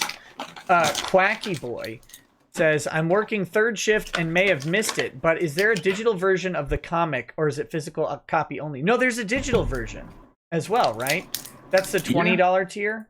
Mm-hmm. And it's mostly for international backers, so you don't have to pay any shipping that way, but yeah, we got it. Yeah, so you can check that out. It's the Blade Devil digital tier. It's there. Unknown Existence says, I don't know anything about that Legal Eagle guy. I just thought the name sounded cool. Keep it that way. The name sounds cool until you meet him. Bad Vibe says, see him on YouTube. I haven't met him. Bad Vibe says, Star Trek Online has the shield adjustable system you want. Star Trek space battles are not the same type of dogfighty space battles, I don't think. Yeah, you're mostly flying around in the capital ships. It's very weird. Maybe if you pilot the Defiant or whatever, Worf's little ship. Bad Vibe says, EVE Online is time suck but fun. And MMOs are all time sucks, or else they're too easy. It's a weird balance. I was so into EVE Online at one point, I actually had 2 accounts. Oh, damn. Yeah. I wished when I was heavy into EverQuest, I wished I could afford a second computer with a second account to 2box, but I never could. It was a shame. Well, my shitty laptop served its purpose, but yeah, that was eventually I was still having fun with the game, but I hit the point where I realized playing EVE was a second job that I was paying for the privilege to have. Yeah, and that was the line for me.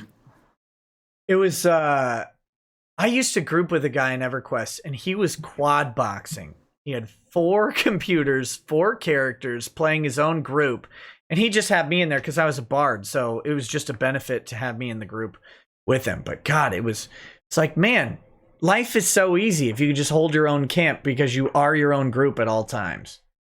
Damn it. 18 Aiden Me says, Nick, I sent you an email. It's rather urgent. Keep up the good streams and have a nice night. Okay. I'll see if I can find it. Bad Vibe says, and remember, according to certain law enforcement agencies, your rights are non-essential. Raleigh Police Department earned the Half-Eaten Shoe Award for the year. God, that was fucking stupid. Did you see that when people were protesting in Raleigh and the police said they're violating the order? They're like, yeah, because protesting isn't an essential activity or something. Yeah, it's like, you don't get it. You don't get the whole point of the protest is you can't call it. Like, you can't determine when people can protest. Otherwise, it's not a protest. It's just people shouting with your permission. But guys, let me give you some non-legal advice. If you're meeting up with people in violation of a corona order, tell them you're making a political statement and you're protesting the order and you're tweeting about it or whatever. Give yourself a defense. Like, they're going to ticket you either way. At least give yourself the defense of, no, it's a protected political activity because fuck you. Oh, goodness. Bad Vibes says, and remember, oh, wait, no. Ulash T1 says, here's pizza money because I doubt GE has reimbursed you from the fatty. I don't know what the hell that means. Maybe RGE has reimbursed you from the fatty? I'm not sure. The DCV Titan says, which is better, taco or burrito? I think burritos. I like rice, though. Yeah, I think it depends on which one. I mean, I'd like to, going back to Taco Bell, I like their double-decker tacos. Those are pretty cool. It's a double-decker taco. No, it's a hard taco inside of a soft taco with like a layer of beans in between. Thinking about the virus. Wait, what the hell?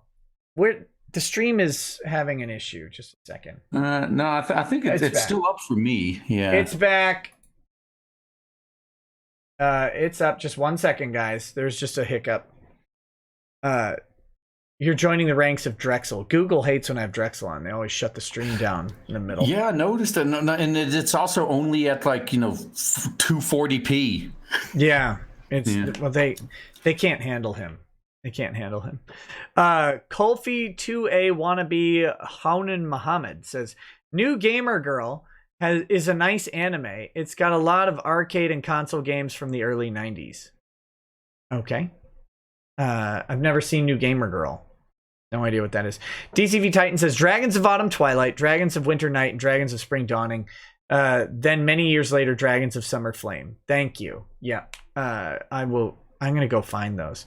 Stooge Muffin Stuffin says, play Streets of Rage Remake. I got to get Drexel. We beat Streets of Rage 2 on Mania once. That was really, really fucking hard. Streets of Rage 3 on the hardest difficulty is...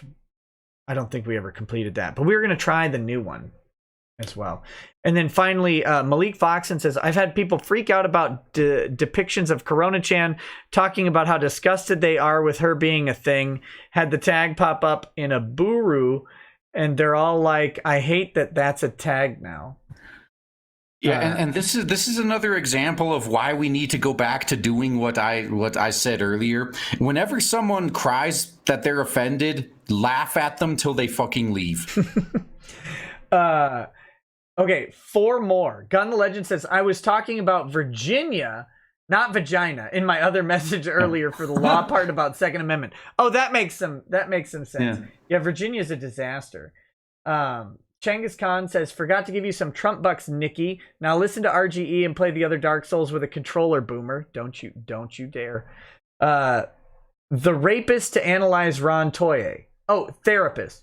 So sent you an email as you asked about psychoanalyzing Ron. If you're still interested, check for an email titled Clinical Therapist Counselor for Analyzing Ron. I saw it. I haven't read through it yet. I'm 95% confident he has antisocial personality disorder and he has the symptoms of sociopathy. That's what a serial killer has. So that's funny. I skimmed it. I haven't read through it in detail, and I will respond to you because I would love to talk about it. That sounds like a game of Clue, though. He's gonna. It was Ron Sawyer with the TV remote in the living room. Look, you've got 2 of them down. It's always going to be Ron Sawyer and always with the TV remote. Like, that's going to happen. You just have to figure out where. Gun the Legend says, hey, Nick, did you see the news about the protesters getting arrested for protesting the stay-at-home order, that it goes against the First Amendment? Yeah, we were just talking about that. Absolutely crazy. And I can't wait to see the lawsuits that come out of that. Salt says, RGE, who did you run with in Eve? I was Goonfleet. Oh yeah. They were the biggest alliance for a while, but no, I just went from small corp to small corp. It was never anything big. Caramon Majir says, search second gen for Caramon and Raceland's kids. How did Raceland get through a sexual encounter without breaking and dying like a weirdo? He had like a 6 constitution. What a pussy. DeWall says, Ainz in Overlord is the sleeping idiot god from Lovecraft. It even starts with him falling asleep. Fantastic. No, that's when it comes to Overlord, though, because he is pretty much, at least as far as he knows, the most powerful being in that world right now. There was a slight hint that there could have been others in the past, and they did have an artifact that took over one of his minions, and he had to go all out to kind of fix that mess. Sure. But I was just thinking, because he just wants to be left alone, right? Like he just wants to chill in his crypt, and just do whatever it is he does, but he doesn't know what else is out there. So he's actively moving to kind of like take over the world, and he's advertising. No, he changed his name to his guild's name in case anyone recognizes him. And I was just thinking, wouldn't it be hilarious if they ended it with he actually does take over the entire world as the evil overlord, only to find out that there never was any danger. He was the most powerful thing by far in that world, and he could have just sat in his crypt and would have been perfectly fine. He didn't have to go through all that. Yeah, he went through a bunch of bullshit for nothing. Yeah. Actually, shit. No, I need to tell you this before we leave too, because as a D&D player, you'd fucking love that. So you know how they got these rings that you can like hide your alignment and shit like that. And yeah. So in Overlord, there was this part with this party of adventurers. I saw and this. It came across him. You saw that part with the where he takes off his ring and the one chick who's using detect magic like vomits immediately. Yeah, that wasn't that just awesome? Yeah, I gotta watch that show. It looks fun. Yeah, it's else. Just. Have you watched One Punch Man? I watched a couple episodes, and then I was like, I need to stop. I want to watch this with my oldest son because I think he'll really like it. He's the one who could read through it fast enough to keep up with the subtitles. And so we were watching it there, but I need to spend more time and get back into it with them. Okay, so I was just saying to go into Overlord with that same mindset. Like it's more of a comedy than anything else. Yeah, I like the heck out of One Punch Man. Well, same with Baki, right? Baki's a comedy too. Because I can't stop laughing at Baki when I watch it. Batgoat says, much love, Griff Daddy. Hey, back at you. And Austin Heartless says, no, Hirohei isn't a brony. Old meme. Well, we're gonna have to have an interrogation. No, he's just pretending he's not. That's what he wants you to think. You see? I'm convinced that he's a brony. I'm gonna confront him about it. So we'll have to see. Watch Prison School and Interspecies Reviewers, Nick. I've never heard of these things. Definitely watch Interspecies Reviewers. That's a good one. Is it? How many episodes of that are out now? I think it was 12. Did they? Okay, so they've done. I didn't know. They finished it because Funimation stopped releasing it at like 4, right? Something like that. Yeah, I think 3 was the last they showed, and then it was done. Did it get worse, or did it get worse? It stayed consistent throughout, I guess. I meant, did it get more lewd or something? Nah, it stayed consistent. Oh, okay. And then Melanie Hernandez says, hey, Nick, today is the anniversary of the Sewell sinking, which killed over 300, including 250 students on a trip, including my friend. Please pray for them. Oh, man. Goodness gracious, I will. Absolutely. Well, that's what we've got for the show. Did you want to say anything, I guess, left to the chat? I'll check the campaign and see where we ended up. looks like 150,432 is where the campaign is. So thank you guys so much for that. Damn. Yeah, thank you, Nick, for having me on for this, and thanks everyone who checked it out right there. Yeah, that means a lot, man. Yeah, I still don't even believe this is actually happening, though. Yeah, that's even from the 24-hour stream I did. I was just watching it go up and up. I'm like, really? Like, wow, I don't even know how to react. Yeah, I was not expecting that. I don't know. It's like I watched a lot of people do their campaigns, and I see the success, and it's like it's crazy this world we live in, where, because you're a kid, you think I could make a comic book and it'll be great, and then you get to be an adult and you've been battered down by the world, and you're like, I'm never going to make a comic book because Marvel's a piece of shit and they'll never hire me. And I don't have any, marketable skill or whatever. And then now we're in this world where it's like, oh, but I can make a comic though. Like it's an actual possibility. I just have to somehow engage these people who will buy the comic. If I can, present them, if I can get the product in front of them that I can make, you can do it. It's this crazy thing. And never saw it coming.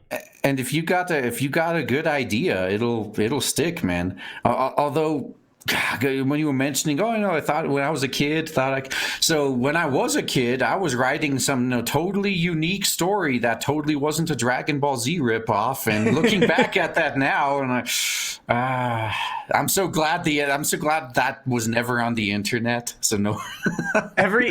Every time I find like an old story of mine, like printed off in a box, I read it and I go, "Oh Christ, this is so bad." Same here. And that's the litmus test right there, though. And this is what the SJW comic pros never do, apparently, because it's obvious they never read their own stuff. Because if they were reading their own stuff, they probably would have Minecrafted themselves by now. But if I read something I wrote and I'm bored, that means it's time to do it again. I always say you should read stuff out loud when you're writing it yourself. You should always read your own stuff out loud, because listen to how it sounds and then go back like a week later and read it again. And if it's you definitely need to do that if you don't have a dedicated editor. Because you're not going to notice any of the flaws when it's still fresh and you just put it down. But you come back a week later, like, wow, this is fucking retarded. I wrote this.